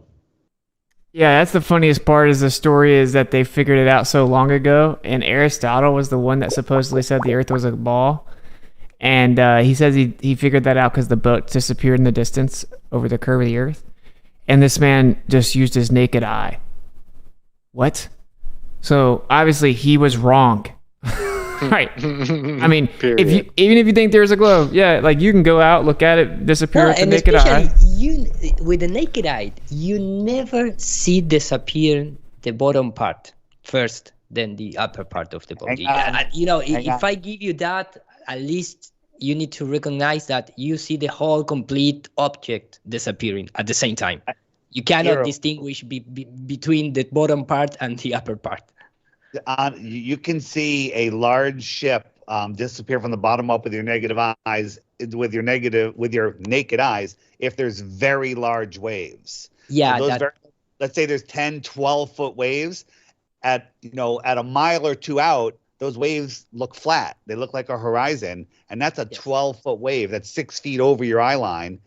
If you're standing, and you can actually watch a ship disappear from the bottom up behind it with your naked eyes. Yes, and that time nobody specifies the size of the supposedly boat that this Greek saw, which I assume that it was a boat. It wasn't a ship. It's probably a made-up story, but I'm just saying the Globers will come back and just think about a wave that's higher than your eye line. Draw a line from your eyes, skimming the top of that wave, and 20 miles away, you're going to lose an entire city. 10 miles away, you'll lose an entire city behind it. Yeah, exactly. Big shout out to Flat Earth Eric Daly over on Rockfin. $5 super chat says, pro tip, subscribe to Robot Polisher YouTube channel. Get the big brain jolt. Yeah, definitely. Great channel. Dude, Robot Polisher and John Thor have been crushing lately. Crushing. On fire. We've gotten him up to 1.37 from like 200, so we're getting there. Everyone go show him some love. Robot Polisher. That's my homie, bro. I think he's hilarious. I'm going to drop his link in the YouTube. I'm trying to get him to work with me too. But yeah, so shout out to you, Eric, and shout out to Robot Polisher. So what do you guys want to do? Do you guys want to pivot back to the creepy cross-dressing grabbler? We don't have to. Well, when you put it like that, I mean, sign me up, right? Yeah, who could deny such a offer? I like this video that you showed me. I find it interesting. They have a section where he's pulling up a bunch of newspapers and stuff. Would that be a good part to watch? Yeah, that's a good part. And I also have a timestamp for you. I went ahead and searched for a specific point where he was talking about the crimes and punishment for going against Einstein. And I forget what country it was, but they would, if you were in disagreement with relativity, they would use that as an excuse to lock you up in a mental institution and give you the old lobotomy. Wow, real fast. Thanks to Richard B for the $30 donation. Love this topic. The tail light analogy was fire, Zack. Oh, much love, Richard. Yeah, thank you, Richard B, for the donation, man. You guys see how my boy pops up on the screen? We can read him immediately.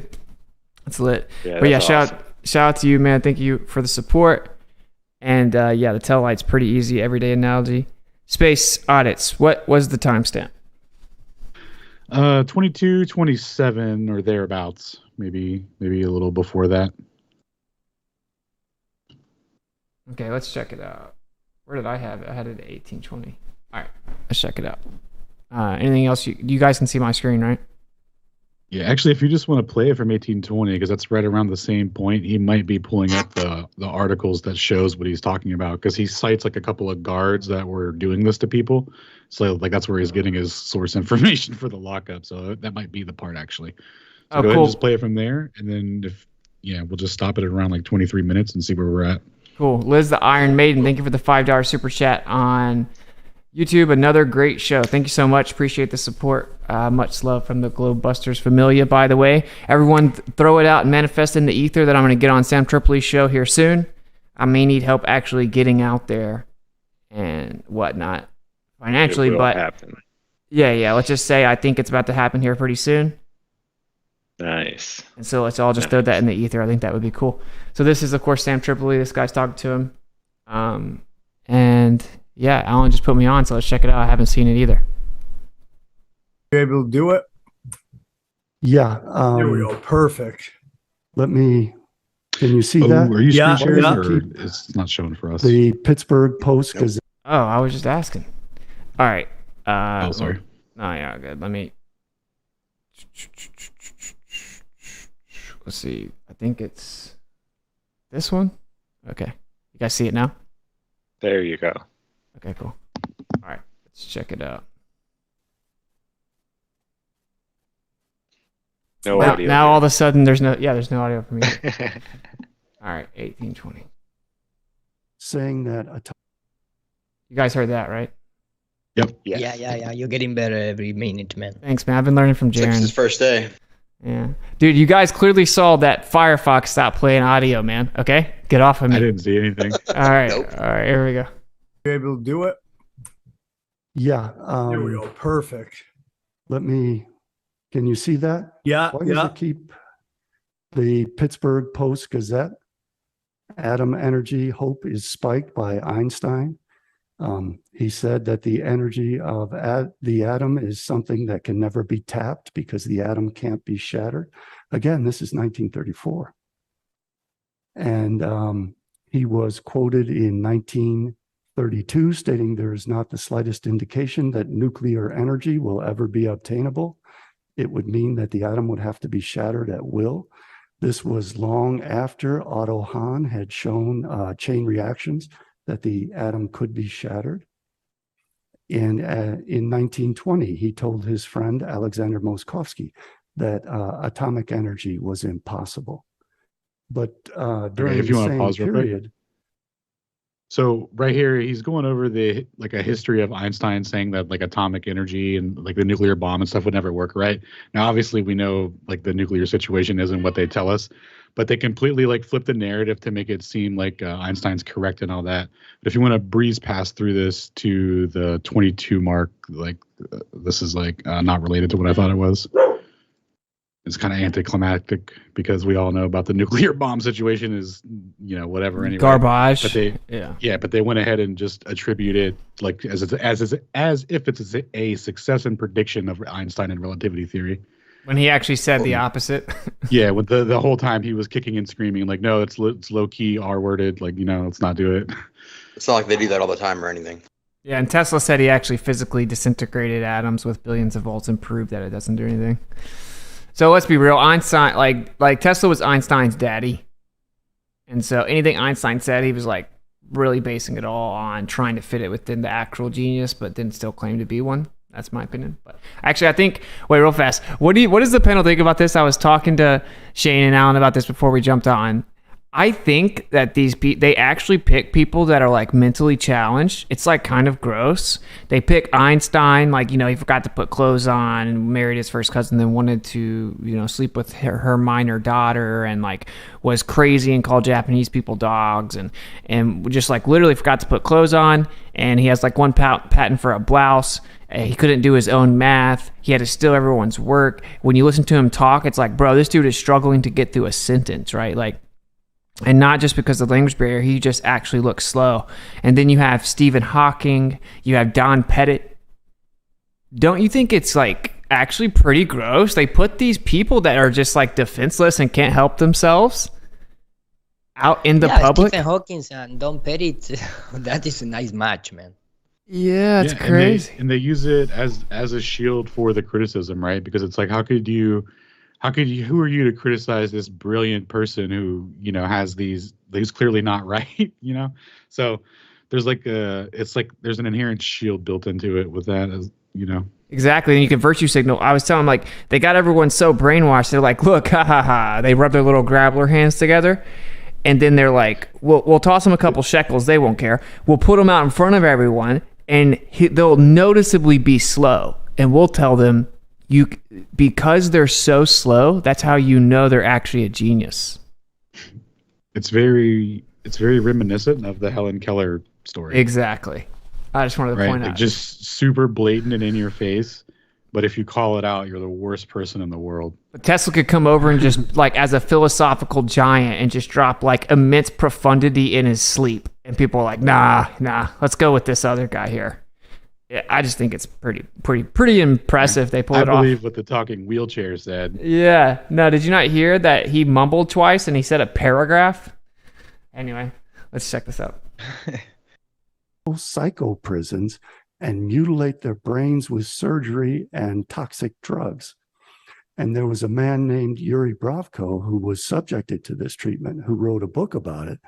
And he led me to 2 articles by V.A. Bronstein and E. Lifshitz, where they bragged about the fact in scientific journals in the Soviet Union in 1968 and 1978 that they would take people who demonstrated no abnormalities, who were completely normal in every aspect, but had criticized the theory of relativity, and then put them into psychoprisons and treated them as if they were psychotics with surgery and psychoactive drugs, and destroyed their minds.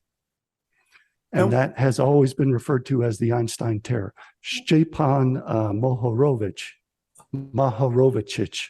forgive me for mispronouncing his name. You're killing these names. You're doing great, by the way. I would be butchering every name you said, so you're doing awesome. Oh man, you should have got Ryan to read it off, bro. Real fast, like, imagine Ryan, the moderator, trying to read. Enter for Farmer. So anyway, like, what they're saying is that when people went against Einstein, they scooped him up and tortured him. Yep, for funsies, you know. Yikes. You could argue like, oh, it was just, you know, they wanted to experiment on people's brains, so they just use that as an excuse. But it's like, yeah, that's pretty crazy, man. And this guy, like, I've got his book.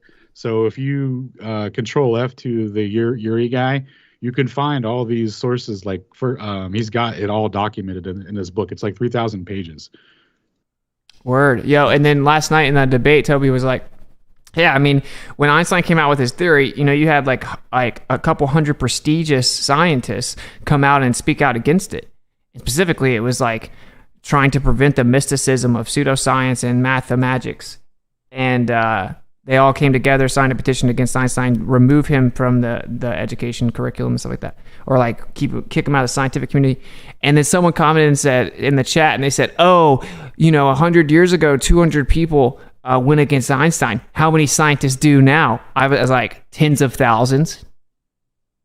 Yo. What are you talking about? All right, anyway, this is pretty crazy. That's how you know that what Einstein was saying was legit, was that they had to basically and literally force people to adopt what he said. And then they had to lie about it all. That's how you know you're Under right. threat. Yeah. Right, and you couldn't debate him. Couldn't, yeah. Big shout out to Nick over on Rockfin.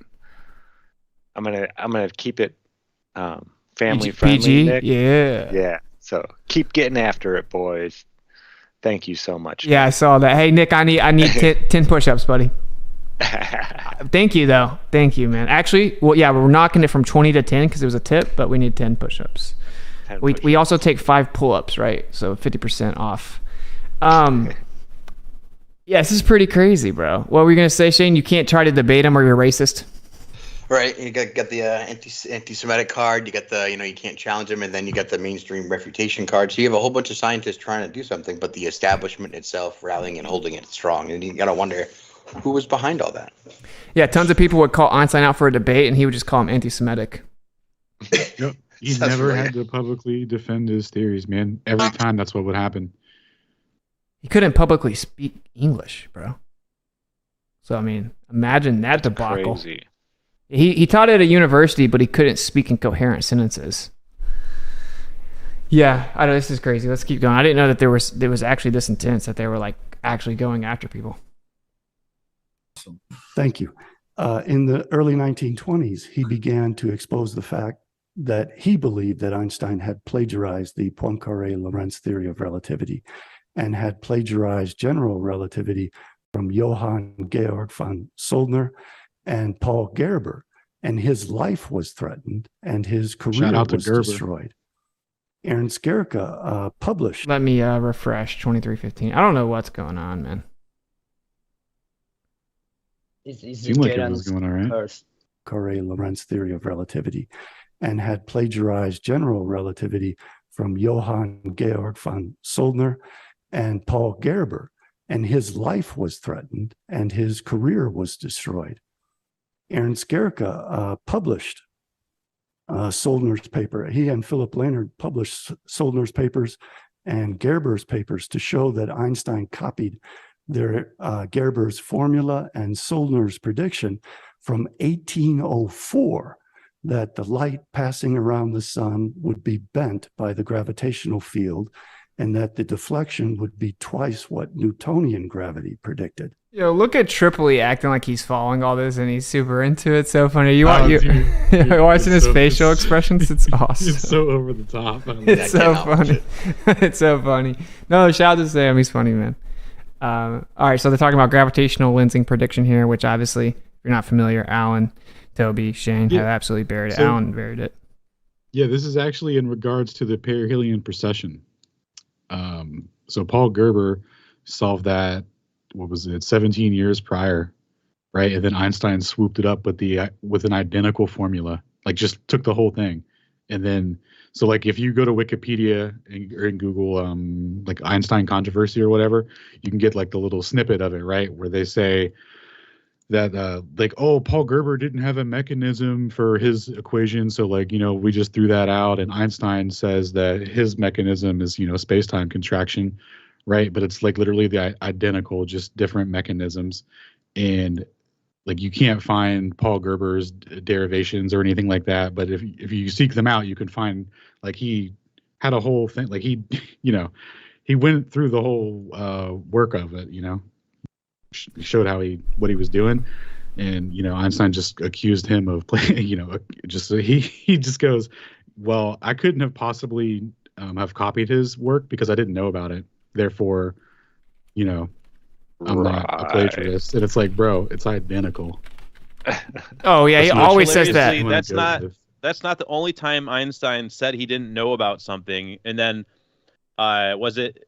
Oh yeah, like he MMX. said he didn't know. Yeah. He said he didn't know about MMX, and then you go and you can find like literally letters, multiple letters, one of him to his wife or whatever, talking about it, and then one where he's talking specifically about reading the book that talked about MMX. Like he's talking to one of his colleagues about it, and like he's like explicitly talking about MMX. Exactly, like So, he he's literally been exposed for lying about this exact type of thing. Exactly, bro. Like what happened is he would hijack other people's work. People would call him out on it and be like, "Oh no, it's just a coincidence. Like I didn't even know about it." But you just investigate, and that's just a lie, right? Like he clearly did know about it. He literally writes and says, "You know, tests like this have been done first by your compatriot Michelson." And then he in his speech in Coyote University, he says, you know, I came across the strange results of Michelson-Morley experiment, which was the first path which led me to relativity. And he writes another personal letter discussing how he's going to go look at that test. And now, all of a sudden, decades later, he's like, oh, I didn't even know about Michelson-Morley when I came up with my test. And he's saying the same thing here. He's like, oh, he hijacks Mercury's perihelion shift. If you don't know, if you use gravity with the solar system planets, it doesn't work. Mercury doesn't work. It's like the creator made one of the wandering stars do something just a little different, just to throw a wrench in their lives, and they still can't make it work. And Newton was off worse than Einstein, but Einstein, they say, they tout it as a prediction that Einstein made, and it verified relativity, but the Mercury precession problem, the perihelion shift, it was discovered first 40 years before relativity, and then this other guy, say his name again? I forgot the name, but Paul Gerber, 17 years before Einstein, actually does the math to make it work. Then Einstein swoops in, takes it, just changes the little t to a big T, and then claims that it's his, and claimed that he didn't know about it. And then, of course, he took his 4D space geometry from Henri Poincaré, and that's what they're just talking about, who actually published the 4D space geometry idea, and then came out and refuted his own idea 1 year before Einstein took it and pretended it was his. So it's like a bunch of grabblers grabbing a bunch of math, putting it together with their front grabbler, claiming that it's his. It's just like pure subversion and deception and theft, and it's crazy. But anyway. No, that's exactly what's happening, man. Because even so, like the way that we're looking at it, we're seeing it through Einstein taking Lorentz's formula, right? But I linked an earlier derivation in chat from a guy named Woldemar Voigt, who literally invented all of it before any of them. And then they're just reusing the same thing, like just like publicly regurgitating it with like different characters as the front man to the proposition of how they're going to sell the story of what the equation tells you. Because the equations are just kinematics, right? It's like they're just trying to sell you this narrative of like you can't tell you're in motion. That's what the whole thing's about. Like they've had this recycled garbage formula, for kinematics, right? And they just keep reusing it, and like they've just suppressed everyone with it so hard that at this point nobody knows what's what because of this equation, this little masterpiece right here, this little transformation. That's the early rendition of the Lorentz transformation. It's 1-to-1, the exact same as the Lorentz transformation, and 1-to-1 what Einstein uses. Wasn't that the one that was made before the Lorentz? The guy who made it for like the Doppler shift, I think, appropriately, and then it was right. Yeah, I'm showing the stream. And dude, you know what I was thinking? Like, we should actually set up a time, maybe even on my channel or whatever, where like we just absolutely head to toe expose every square inch of Einstein for like 4 hours. Every part of it, where it's just individual. I'm down. So Yeah, the book he's talking about here, his book, The Manufacture and Sale of Saint Einstein, it's a 3,000 to 4,000 page document, and about 1,000 pages of that are pure citations, like all primary sources. So Nice. How much is it? Like a freaking $200? No, I mean it's free. I can get you the link. Nice. It's already distributed. Yeah, Yeah, I'll so even just take the like- time to make like a full, extensive PowerPoint combining all the information we have, and I say we just completely bury the dude, completely bury him, and maybe try to get to go viral.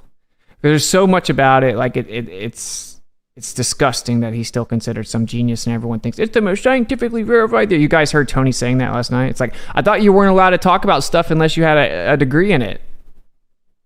I see a lot less Einstein shirts and stuff though nowadays. I used to see them a lot more 10, 15 years ago. You'd see people walking around and Einstein. And then once I learned that he was, the schmuck, I started like poking fun at this one guy at work for always wearing his Einstein shirt.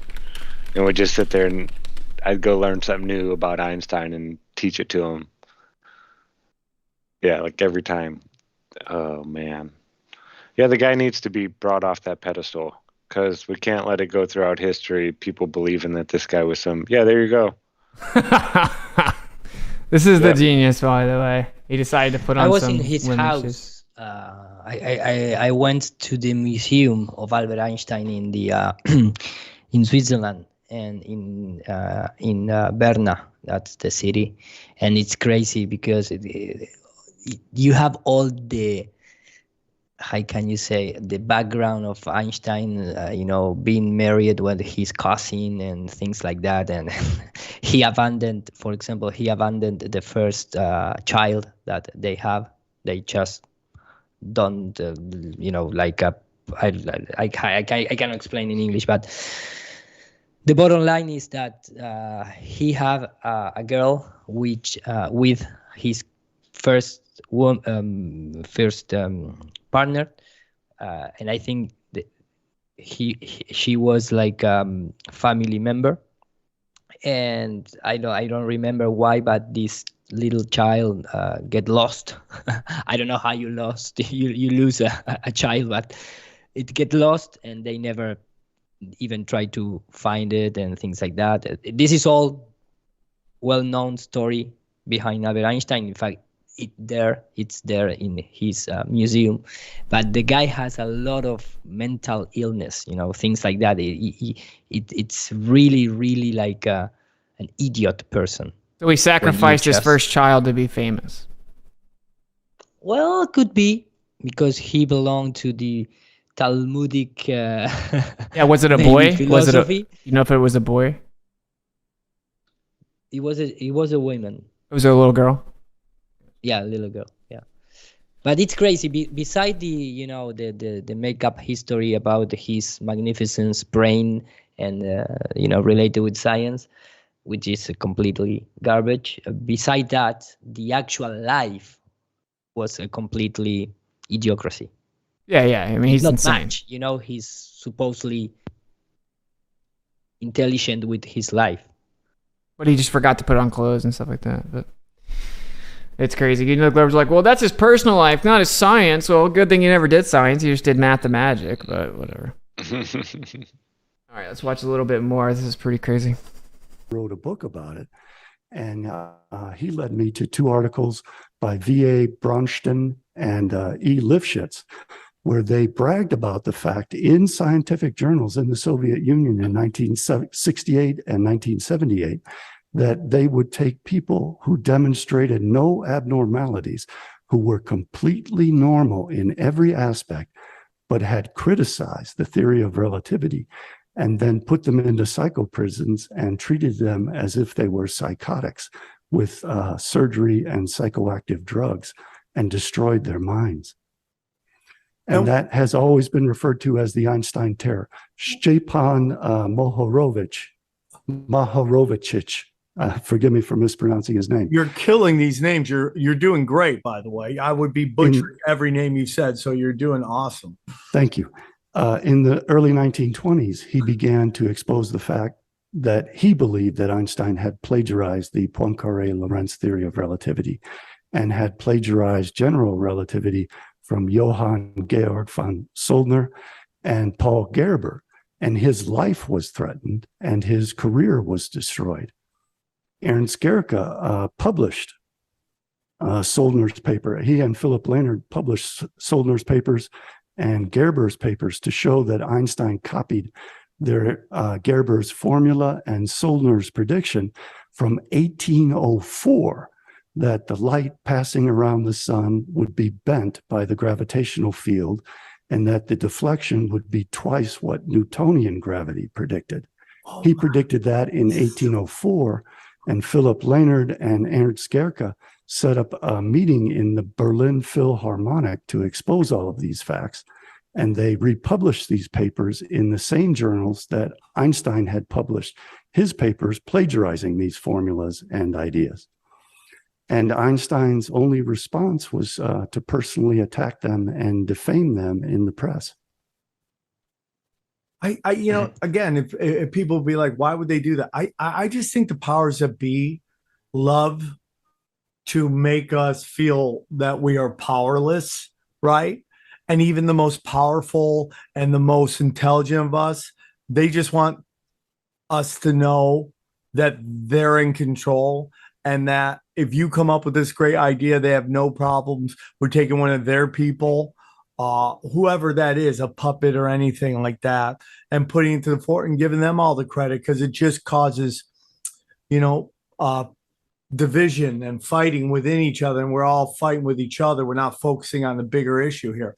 Now, for those who may not be familiar, I think it's a little deeper than that, bro. I think it's about lying to the whole world about where they live, my brother.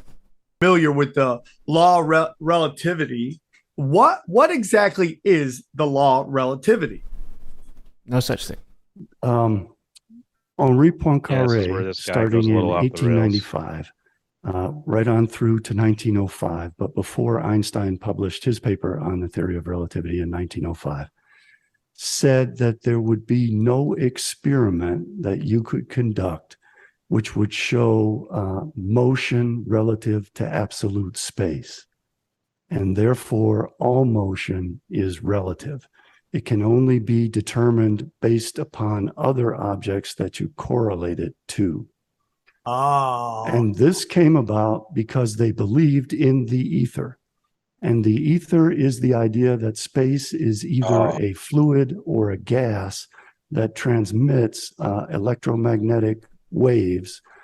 Gases are fluids. Or transmits waves which generate gravity.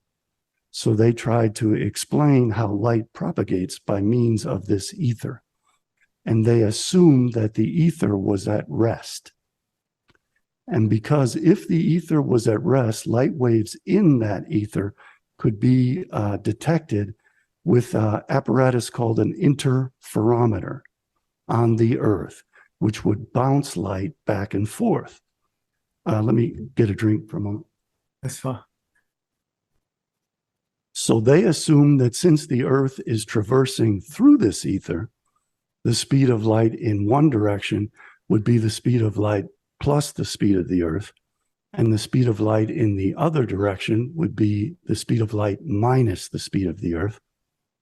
so that as the light bounced back and forth through this interferometer, if you rotated the interferometer, the interference fringe patterns on the interferometer would change because the effective speed of light would change.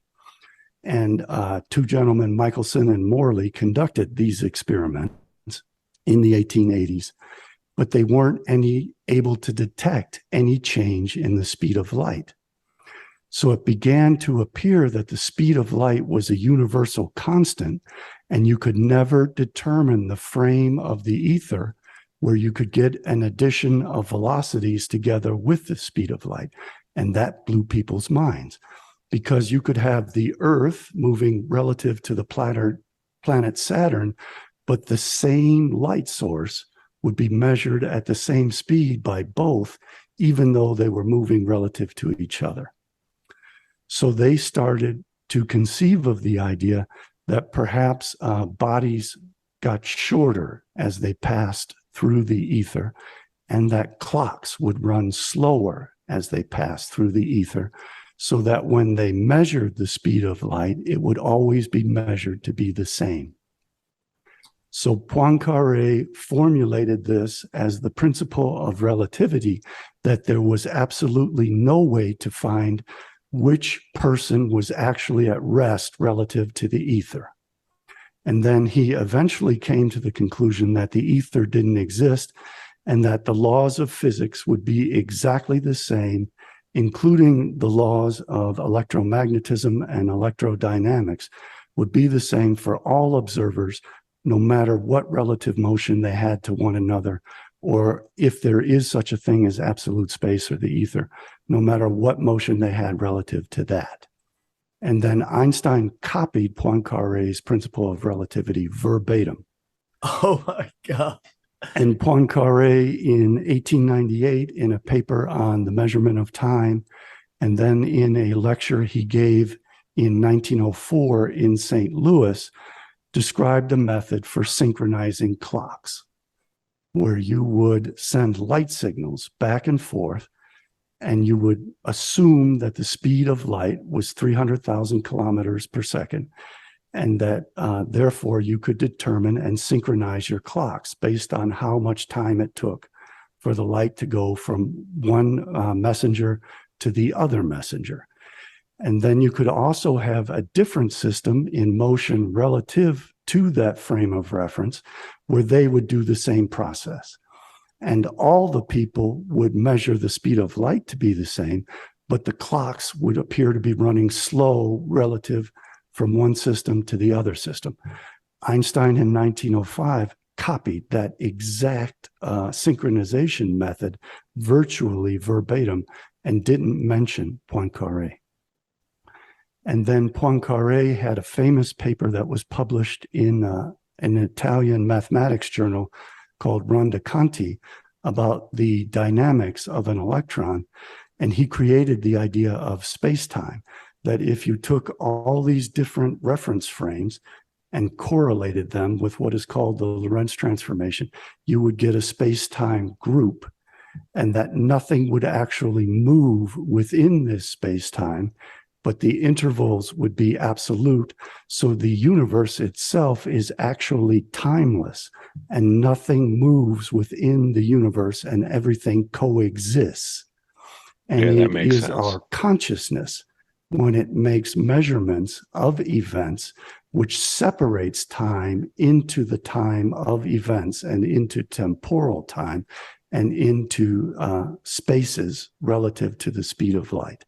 And Minkowski picked up on that and created and highly developed the special theory of relativity, which Einstein is given credit for, even though he never understood it. Unbelievable. That is unbelievable. But this idea that time doesn't really exist goes all the way back to the ancient Greeks. Parmenides and Zeno and the Eleatics said that the universe is eternal, and it is our process of becoming in consciousness which separates individual times, and perceptions of our senses create the illusion that we are traveling through time. but our bodies themselves are never the same from one moment to the next. So in effect, the universe is a giant block, and our bodies and our consciousness are, every moment that happens is eternal and is simply a part of this space-time manifold, which is eternal and contains within it every instant that we perceive as part of the arrow of time and the flow of time. But in reality, nothing is ever changing, and it is only the construction of our consciousness which creates the illusion that things are changing. That is crazy, and I get it. That is just oh man, the universe is so interesting, and all these man-made constructs just blow my mind. Time is an illusion is such an interesting thought, man. Oh. Yeah, it's pretty crazy. crazy. I was say it goes off the rails eventually. It's very interesting, though. I think the gravy is pretty much done at this point because I think now Bjerknes is going to kind of start doing a lot of his own conjecture about time and space and his interpretation of relativity. Well, he was steel manning the philosophy. Yeah, no, up to that point, yeah. That was about to go off the rails. I remember it getting really like overboard at some point. Yeah, a lot of gravy in there though, man. So the backbone of clock synchronization, all of these things that were just put into the paper, that. So for example, right? So when GPS was coming out, they were like, "Oh, bet we know how to synchronize clocks. Our boy Einstein knows what's good," and that method completely failed. It was because it was based on the constancy of the speed of light, and and it not changing based on the inertial frame, like all the presuppositions that they cooked into their entire worldview of how these clocks should synchronize, and it didn't work at all. And in the relative simultaneity, so this idea that time doesn't exist and it's all relative based on your relative motion and consciousness.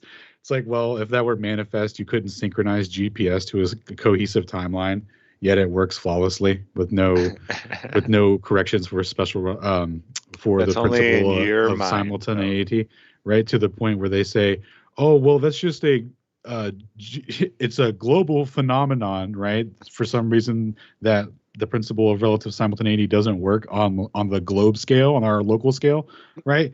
So, we'll just call that global simultaneity, and then the principle of relative simultaneity exists outside of the globe structure, right? So it's like just the thing that the entire theory hinges on isn't manifest in our reference frame, but in another reference frame it exists.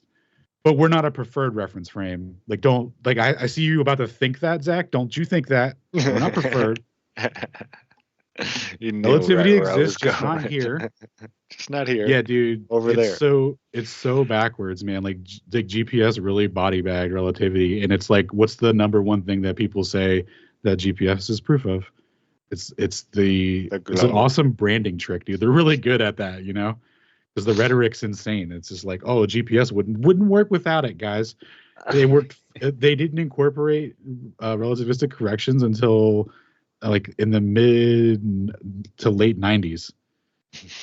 They said that special and general relativity basically canceled each other out, and the sensitivity of their instruments wasn't within the threshold where the gravitational potential and time dilation would start to matter. So they're like, yeah, we're just not going to calculate that in there, boys. Don't worry about it. When we get some better instruments, though, we'll hit your boys up and figure that out.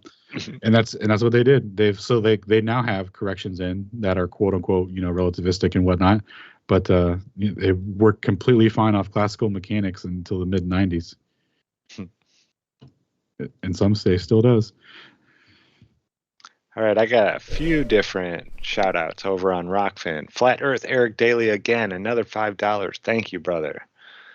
He says, I heard someone say it was illegal for NASA to have YouTube comments turned off. I need some confirmation. Yeah, I got you. Check this out. Let's cover this for a second. So one of the things that we're gonna do with Audit NASA is I'm not letting that fly.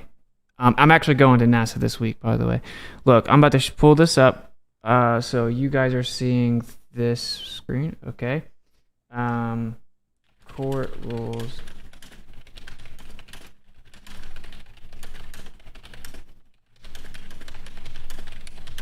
All right, let's check this out. So, the court rules that public officials can't block critics on Facebook, right? And there are many different ones here. Justices weigh rules for when public officials can block critics on social media. They ruled that they cannot.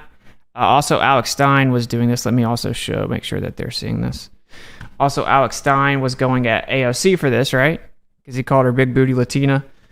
She got triggered, right? Went viral, and then she tried to block him.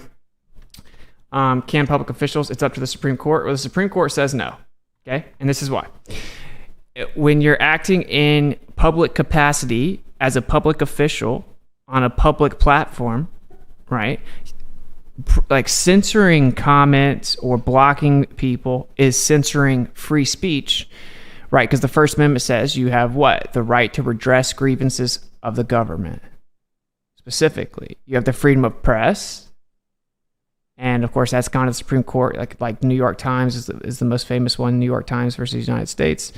Them trying to say that they can't publish certain information they found about the government and the military, and they said yes they can. That's freedom of the press, and you have the right to redress grievances. Now, the reason this is important is the only reason it was even a question as to whether or not the individuals could do it is because they also have a private life, right? Like they're individuals and they have a private capacity. So are they not allowed to choose who they block on their own social media? And they ruled, well, no, because that's a public platform. It's a public square, and you're on it in your public capacity, right? In your public official status. So they said, no, you're not allowed to block people, right? NASA it's even more open and closed for NASA. They don't even have that question because they're not. They don't have any privacy, right? They're not a private individual at all. It's a federal agency. Right? And let's see here. Well, do they even have the chats on? They have the chat on here. Now look, if you go to any of NASA's videos. I'm from Colors. All right, let's go to any one of these. Every video has the comments turned off. So they're saying that we as the public don't get to comment and voice our opinion publicly. We're not allowed to criticize them. This is illegal. Yeah, we have the right to redress our government. That's right. Officials. It's a federal government agency that's on a public platform called YouTube. They cannot turn off comments, bro. Yeah, if it was a pay site, it might be different. Is that correct? No. YouTube has the right to selectively censor because the Congress broke the law and they gave places like all these big tech giants, Instagram, Twitter, all these social media places like YouTube as well, the right to censor as if they were a publisher, right? So if you're a publisher, you're allowed to selectively censor people. You have private publishing rights, but you're also legally liable for anything that's said on your platform. So since you're held liable for what's said on there, slander or whatever, right? Then you have to have the right to be able to censor and remove certain things, right? Or that wouldn't be fair. You couldn't be forced to let anyone say anything and then you had to be legally liable for it, right? So that's called being a publisher. And then you have like a public forum, like a public square. And then you aren't held liable for what people say on there, but you're not allowed to censor it. What they've done with these giant social media companies is they combined both so they get the best of both worlds. They get to censor like a publisher, but they're not held liable like a public square. But it is a public square. Right?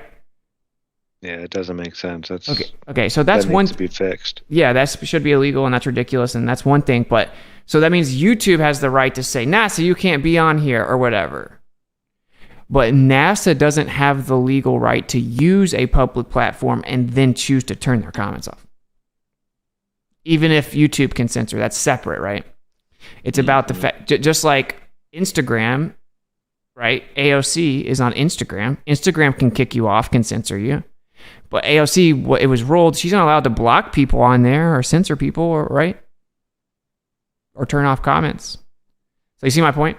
So that's my answer to Eric. I want to try to really point this out at a city council meeting over there near where NASA facility is, and I want to call them out. And even if we have to file a suit similar to what Alex Stein did, should call them out. They're not allowed to do this. So anyway, there's my answer to a super chat. I think it's ridiculous. And that's one of the things we want to do. Come on, with man, leave NASA alone. I'm straight. They make a fantastic work. We get back to the moon. We did. Moon right now. Yeah, we did. That's true. That's true. Didn't it die like within 24 hours? 48 hours? Odyssey or no, he was turned off. Maybe they turned on in 3 weeks, like the LRO spacecraft that NASA turned off the eclipses, the day of the eclipses, because they're afraid to don't turn on anymore.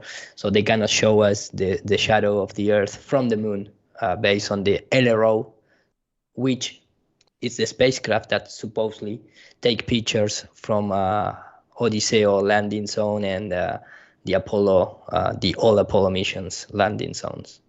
But they turn off whatever they want, and they turn on whatever they want to present a few pixels and low quality images to corroborate and reaffirm that the spacecraft is there, because you can see a black pixel in the 2024 era of I think they've been super high catching a lot of definitions slack. Era. There you have it. That is from LRO spacecraft that it's working right now, and they are taking pictures at discretion.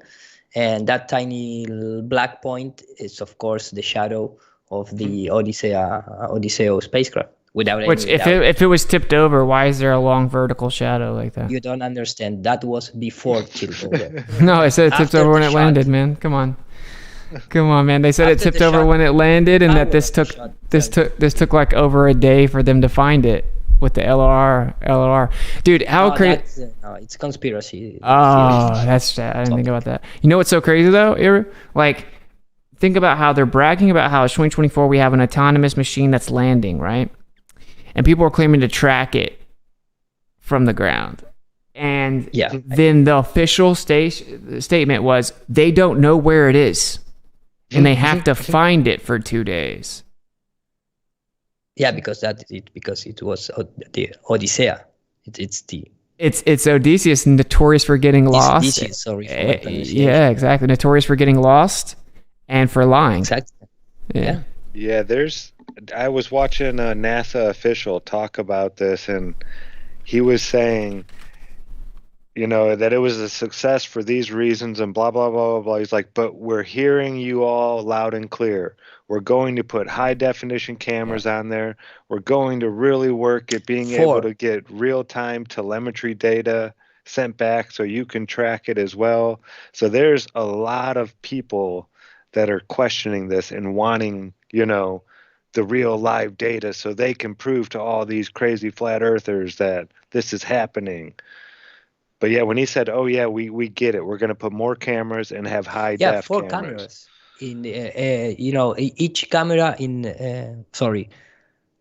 the cameras was supposedly attached to each leg of the Odysseus spacecraft. I really love how technical they put the arrow in this type of pictures. Finding the right angle between the eye of the internet. Oh man, that's crazy. Yeah, dude, that's so amazing. I feel like such a patriot.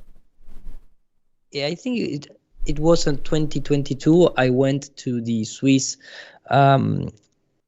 aircraft or spacecraft museum when Felix von Gardner gave a talk about his jump from the stratosphere, and I talked with him, and I asked him about watching the stars at that altitude, and he responds that he saw all black and that kind of stuff. And then it was the CEO or a really hierarchy YouTube manager that he prepares all the technical stuff for that jump, because even in our days, that was the most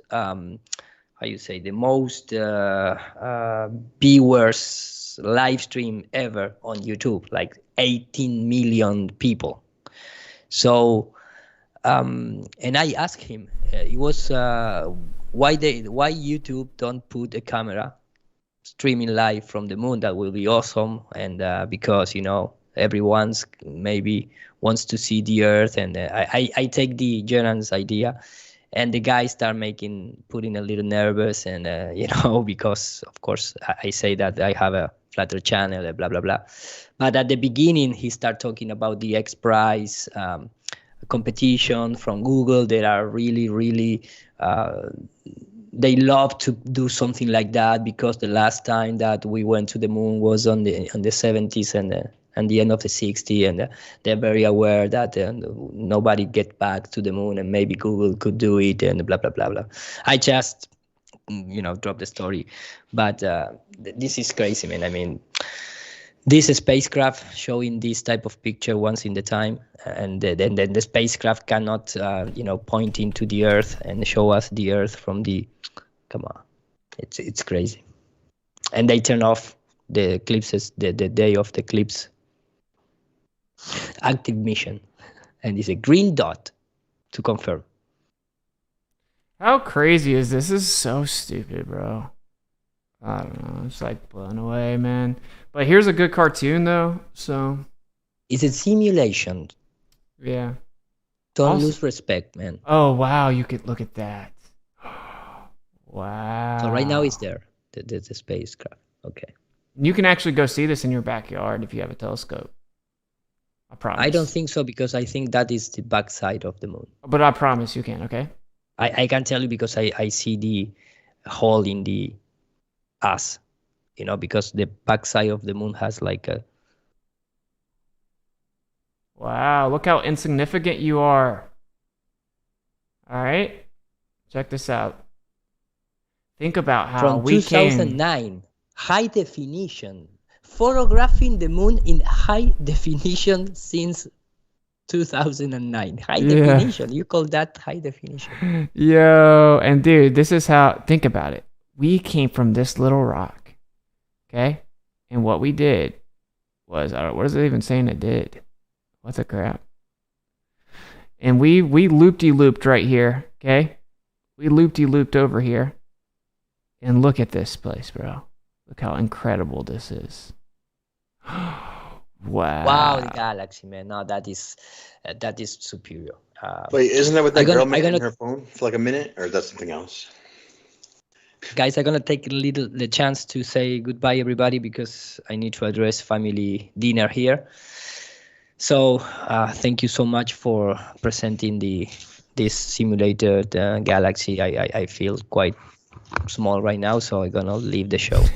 Yeah, man, you're insignificant, but I don't deserve being here in the Olympus of flat earth debaters. So is it like a ghost talking, or let us know. Yeah, he's gang stalking himself.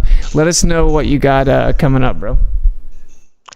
Well, I'm going to wait until the call of Austin to present me in the modern debate, and bring some videos of moon landing. But until there, I'm gonna keep doing my work on YouTube and the Spanish community especially, and then I keep uploading stuff on my Rockfin channel. So everyone that can support me there, that will be super nice, because YouTube take me out my monetization on the YouTube English channel. So it's a little sad for me, because I take a lot of time trying to bring information, and YouTube doesn't like it to, I don't know what happened with the English videos, but it's a little more persecuting than the Spanish ones.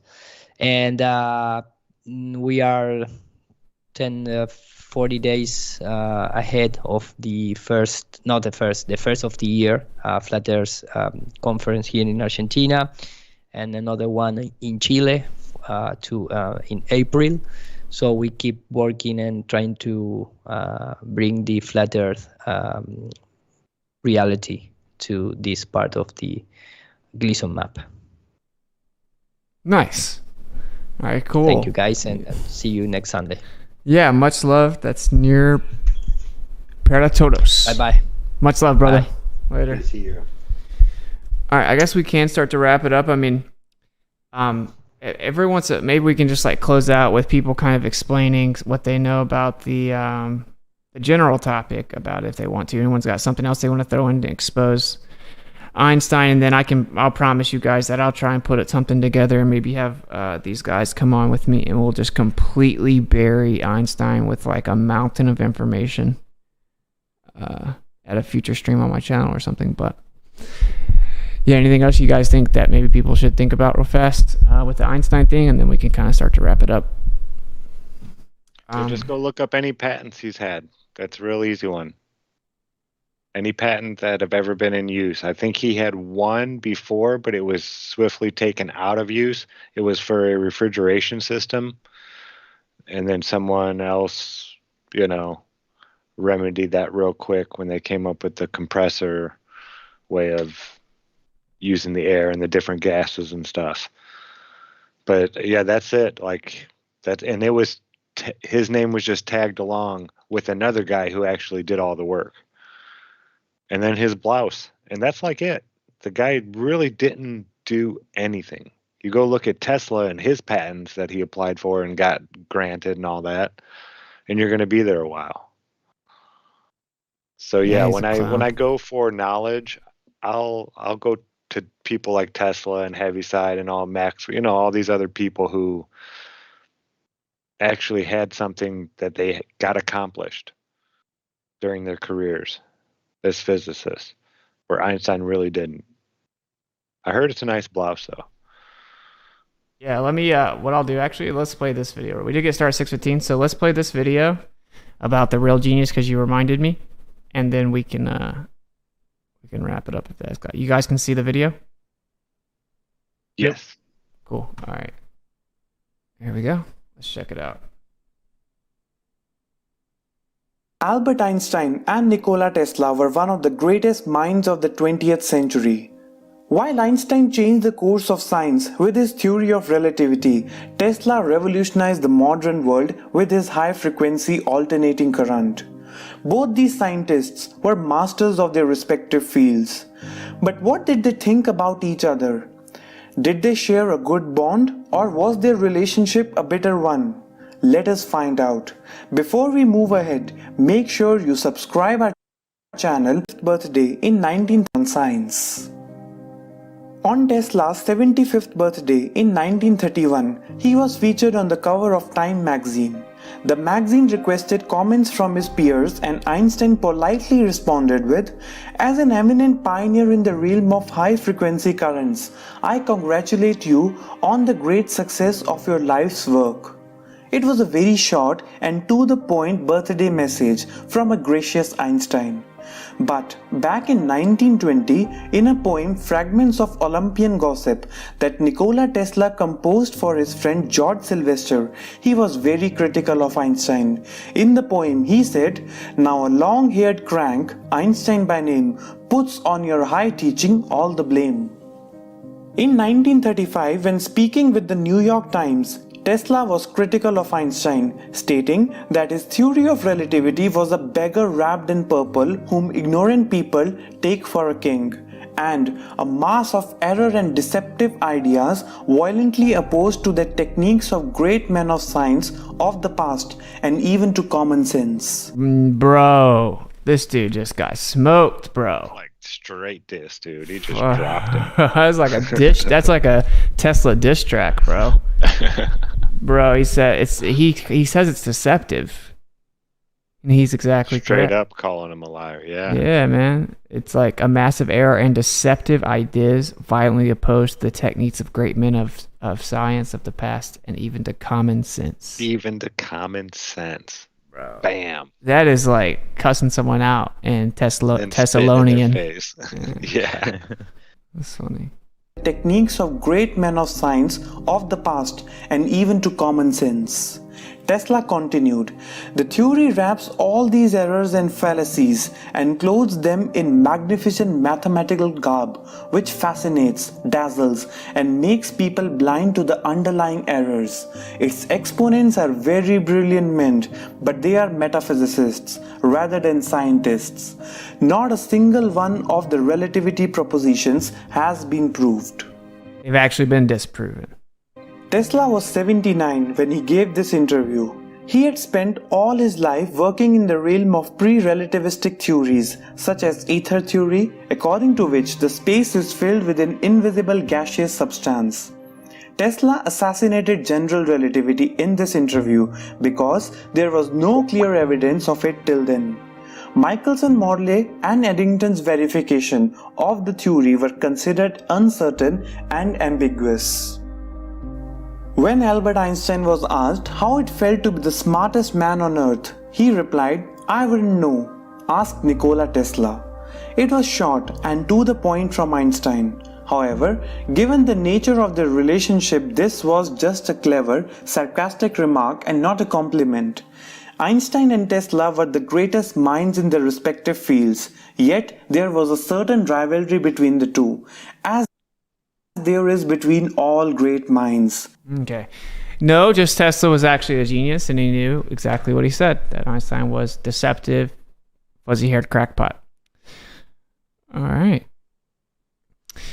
Cool. So we can wrap it up and see what everyone's got going. Long story short, and like I said, I'll put together a very extensive PowerPoint that just completely buries this guy. A lot of people are asking me to redo my Ether stream, and that keeps getting put off, but I'll do that pretty soon as well.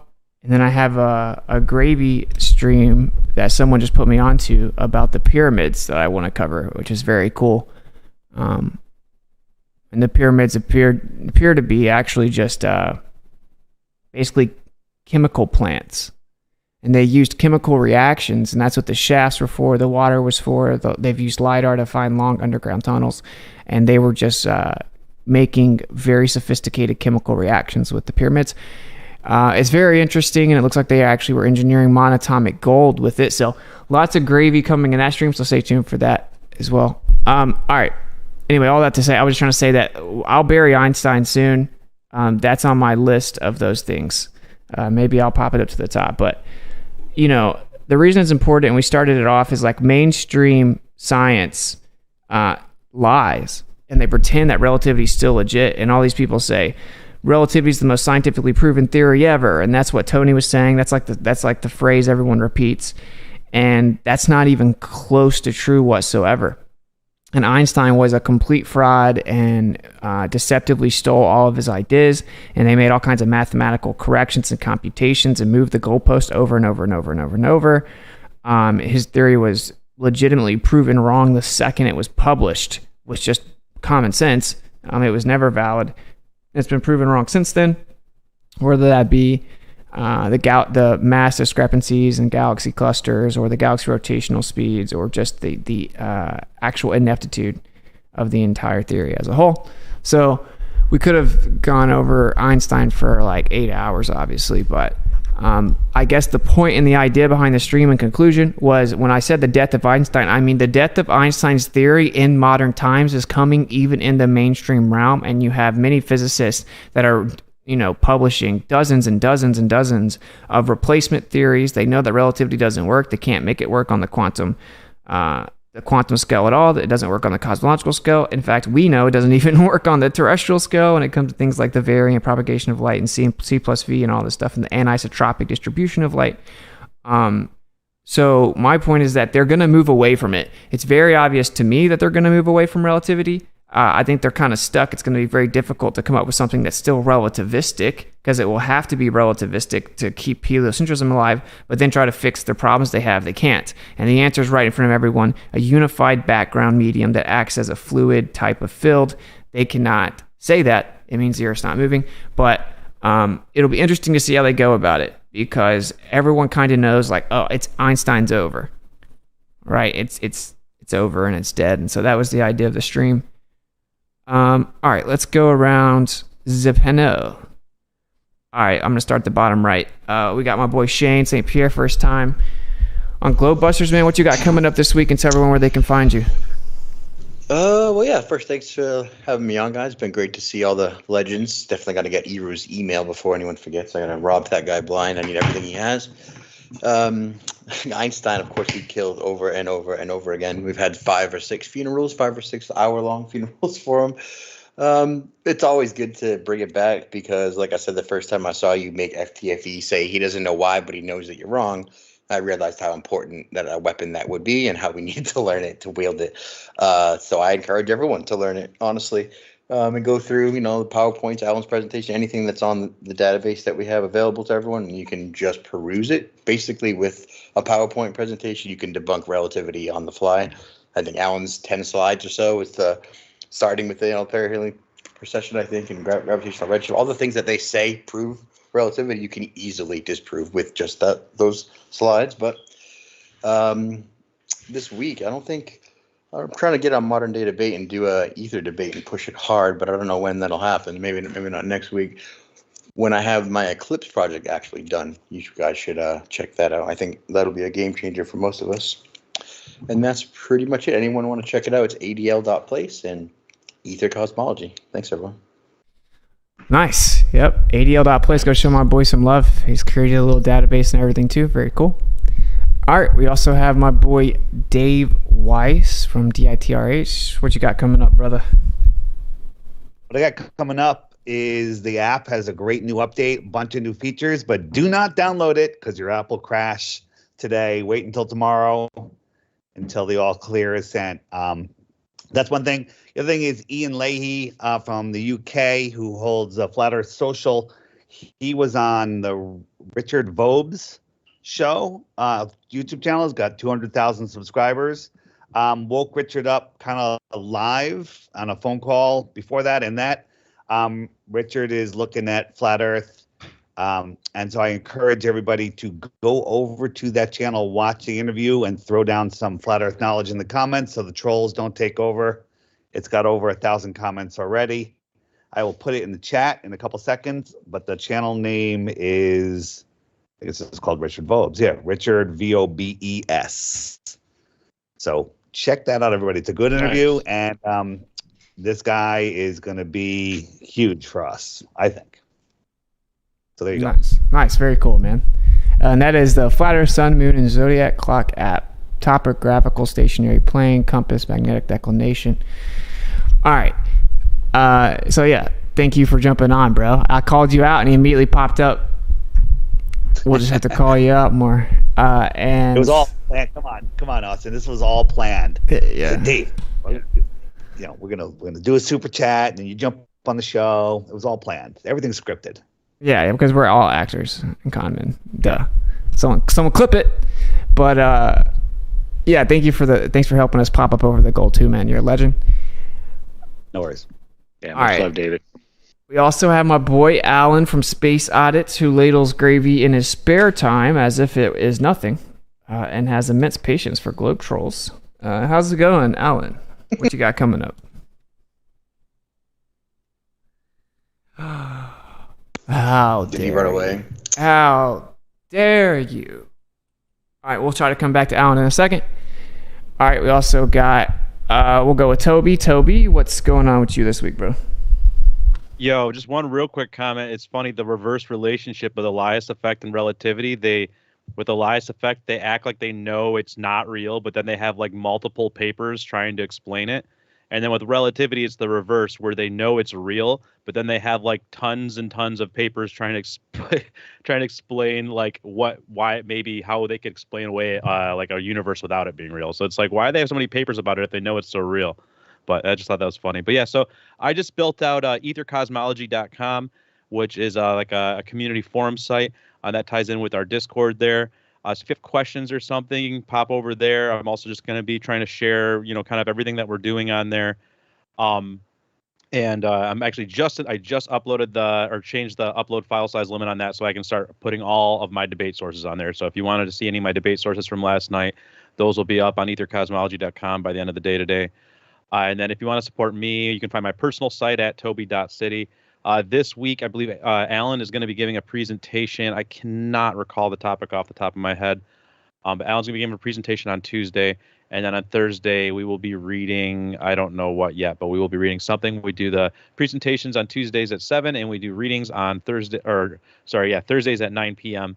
So, and that's over at the Aether Cosmology YouTube, but also Alan streams it to his channel on SpaceAudits, or if you want to go watch it on Rumble or something instead, you can watch it on Shane's channel, or, yeah. So, yeah. Nice. That's Very cool. pretty much it. Very cool. Thanks for jumping on, my man. And yeah, Toby and everyone over at Aether Cosmology has done a really good job of just breaking down relativity and how it basically warps the mind and is insanely enough basically evolved into the philosophy of moral relativism, and you can know nothing and everything is backwards, and it's crazy, man. You can keep any idea alive, including heliocentrism, if you come up with a theory that just says you can never ever tell what's going on, and you can just start transforming everything from reality to some fictitious mathematical fix, and that's basically what they did. It's really crazy. All right, I don't know if Alan is back, but I'm gonna guess he's not. And then we also have my boy Zack from Good Times for All. What you got coming up this week, bro? Well, you can always find me over at Iron Realm Media. I don't know how long we're going to be able to do it on YouTube. I saw we just got we didn't get a strike, but this is a new one to me. I haven't seen this yet. It said, we wanted to let you know our team reviewed your content, and we think it violates our policy on harmful conspiracy theories. Have you seen that one yet? No, what I got was our team reviewed your content, and we suspect that it's in violation of the TOS regarding harmful content. I haven't heard them say conspiracy theory. Yeah, a harmful conspiracy theory. Wow. And we say, we know you may not have realized this was a violation of our policy, so we're not applying a strike to your channel. Same. However, we are removing this content below. Yada, yada, yada, yada, yada. Yep. I'd never seen that before. Harmful conspiracy theory. I mean, new conspiracy theories are good, but some are bad. Is that what they're saying? Some are good. Yeah, some are good. But what's crazy, man, about that, Zach, is like they didn't even tell me what they were removing. They left it sufficiently vague, and they called it harmful content, and then they called it sensitive content. And I kept going back and forth with them, asking them, "Can you tell me what you're talking about specifically? Like, how can I remove it if I have no idea what it is?" And they said, "No, sorry, we can't." And so, like, they're setting me up, obviously, to make sure I can never get anything back, but it's fine. But also, I've noticed that YouTube is clearly upping their whole censorship game. Noticeably, there's a difference in the last week how they show the comments. They are completely hiding, like, the pro flat earth comments unless you click the newest button. So, like, normally, like on Modern Day Debate, if like a top comment would be something about flat earth or pro flat earth, if it got a lot of likes, and now it's just the haters. So when someone just goes to the video and looks at the comments, it defaults to top comments, and then you just see nothing but haters. And that is a new thing, right? That is not normally how it goes. It's even happening on my own personal channel.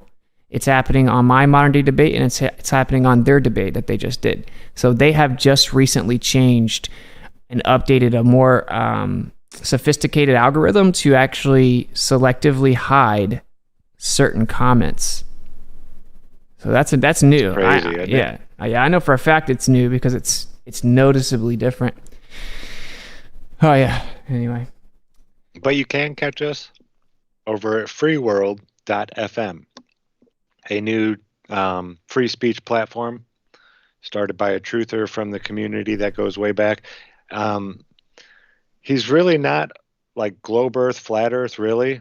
To him, it's all up in the air. He really has been focusing on other avenues and this and that, but he's not fully opposed of it.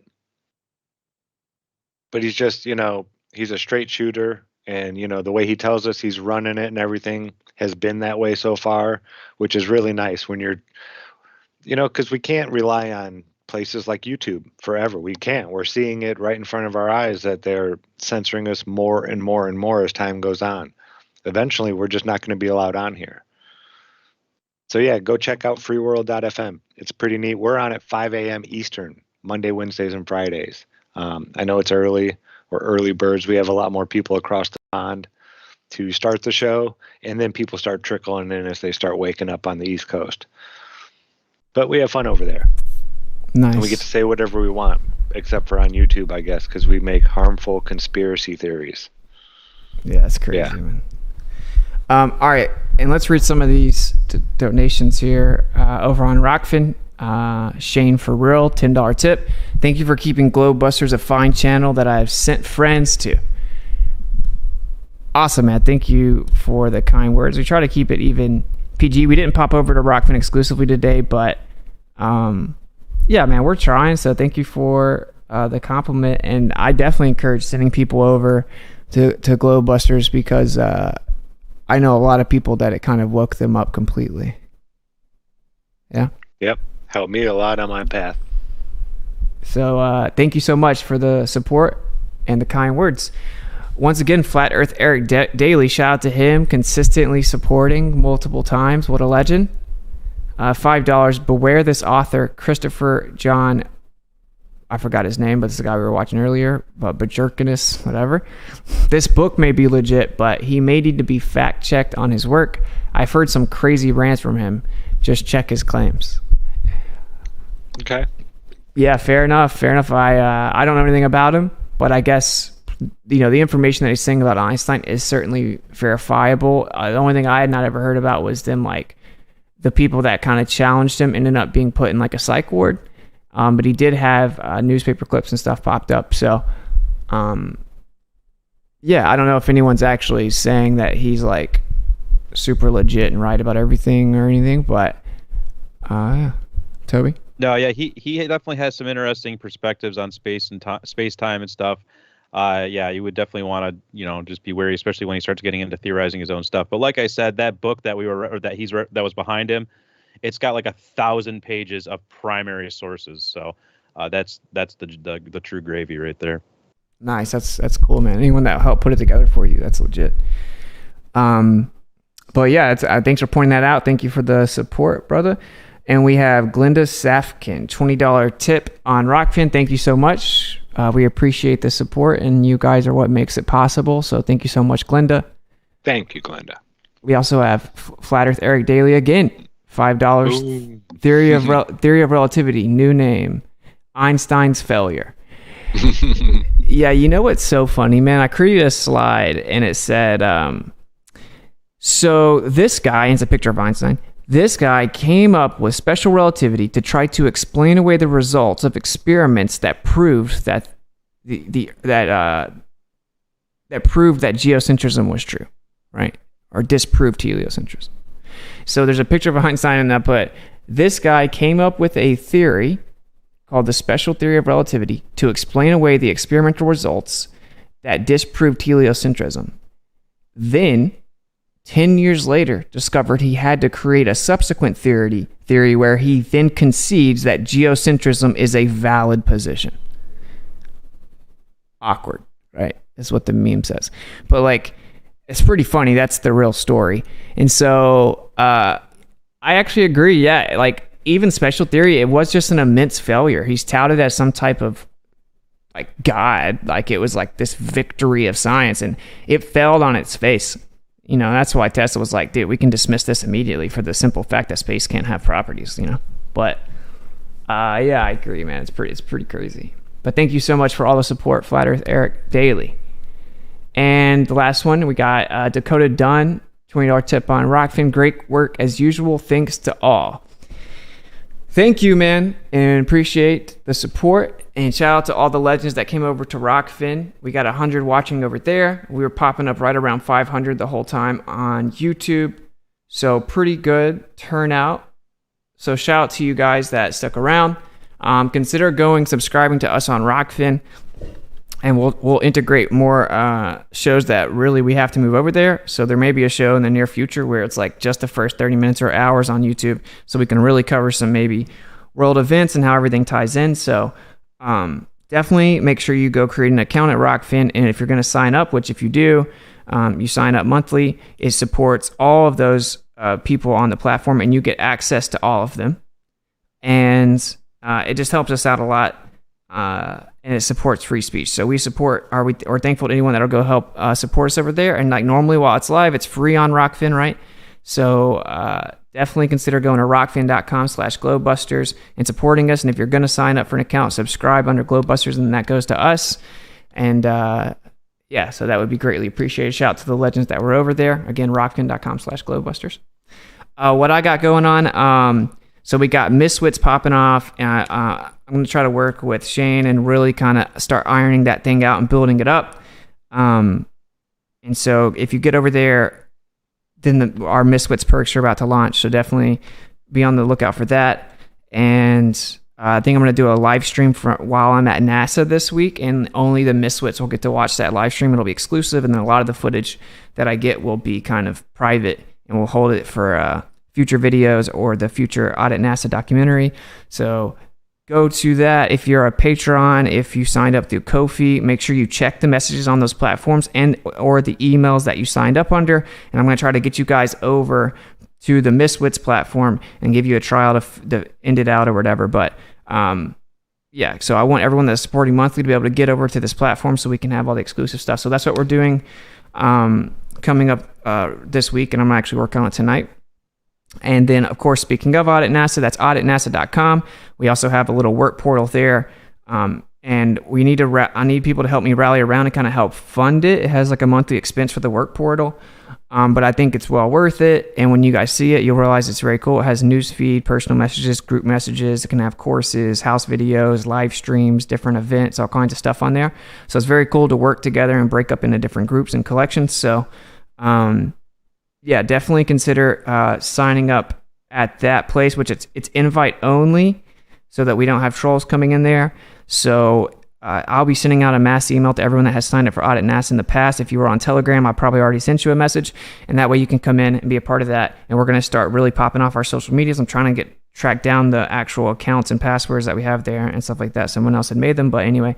So Audit NASA is popping back up, and we're going to go super hard this time, and then we're going to make a documentary. Which should be cool. So there are two big things that we have coming up. Obviously, I'll have Skull and Globers on Wednesday. I think I'm popping up on Alpha Vedic here soon. I think it may be the 7th. I'll have to check the date. But yeah, here in March coming up, I'll be on Alpha Vedic, so that's very cool. And yeah, I got some gravy streams coming in the future, so just be on the lookout. All right, that's about it. And yeah, anything else anyone wants to say? No. That's a good one. All right, cool. Thanks, guys, for joining. Much appreciated. Legends. Yeah, so this wraps up episode 10, or season 10, episode 9, The Death of Einstein. Hope you guys enjoy. Make sure you come back next week. And what is it? It's be kind to each other. Don't lie to each other. Open your mind, because there's truth inside. Peace out.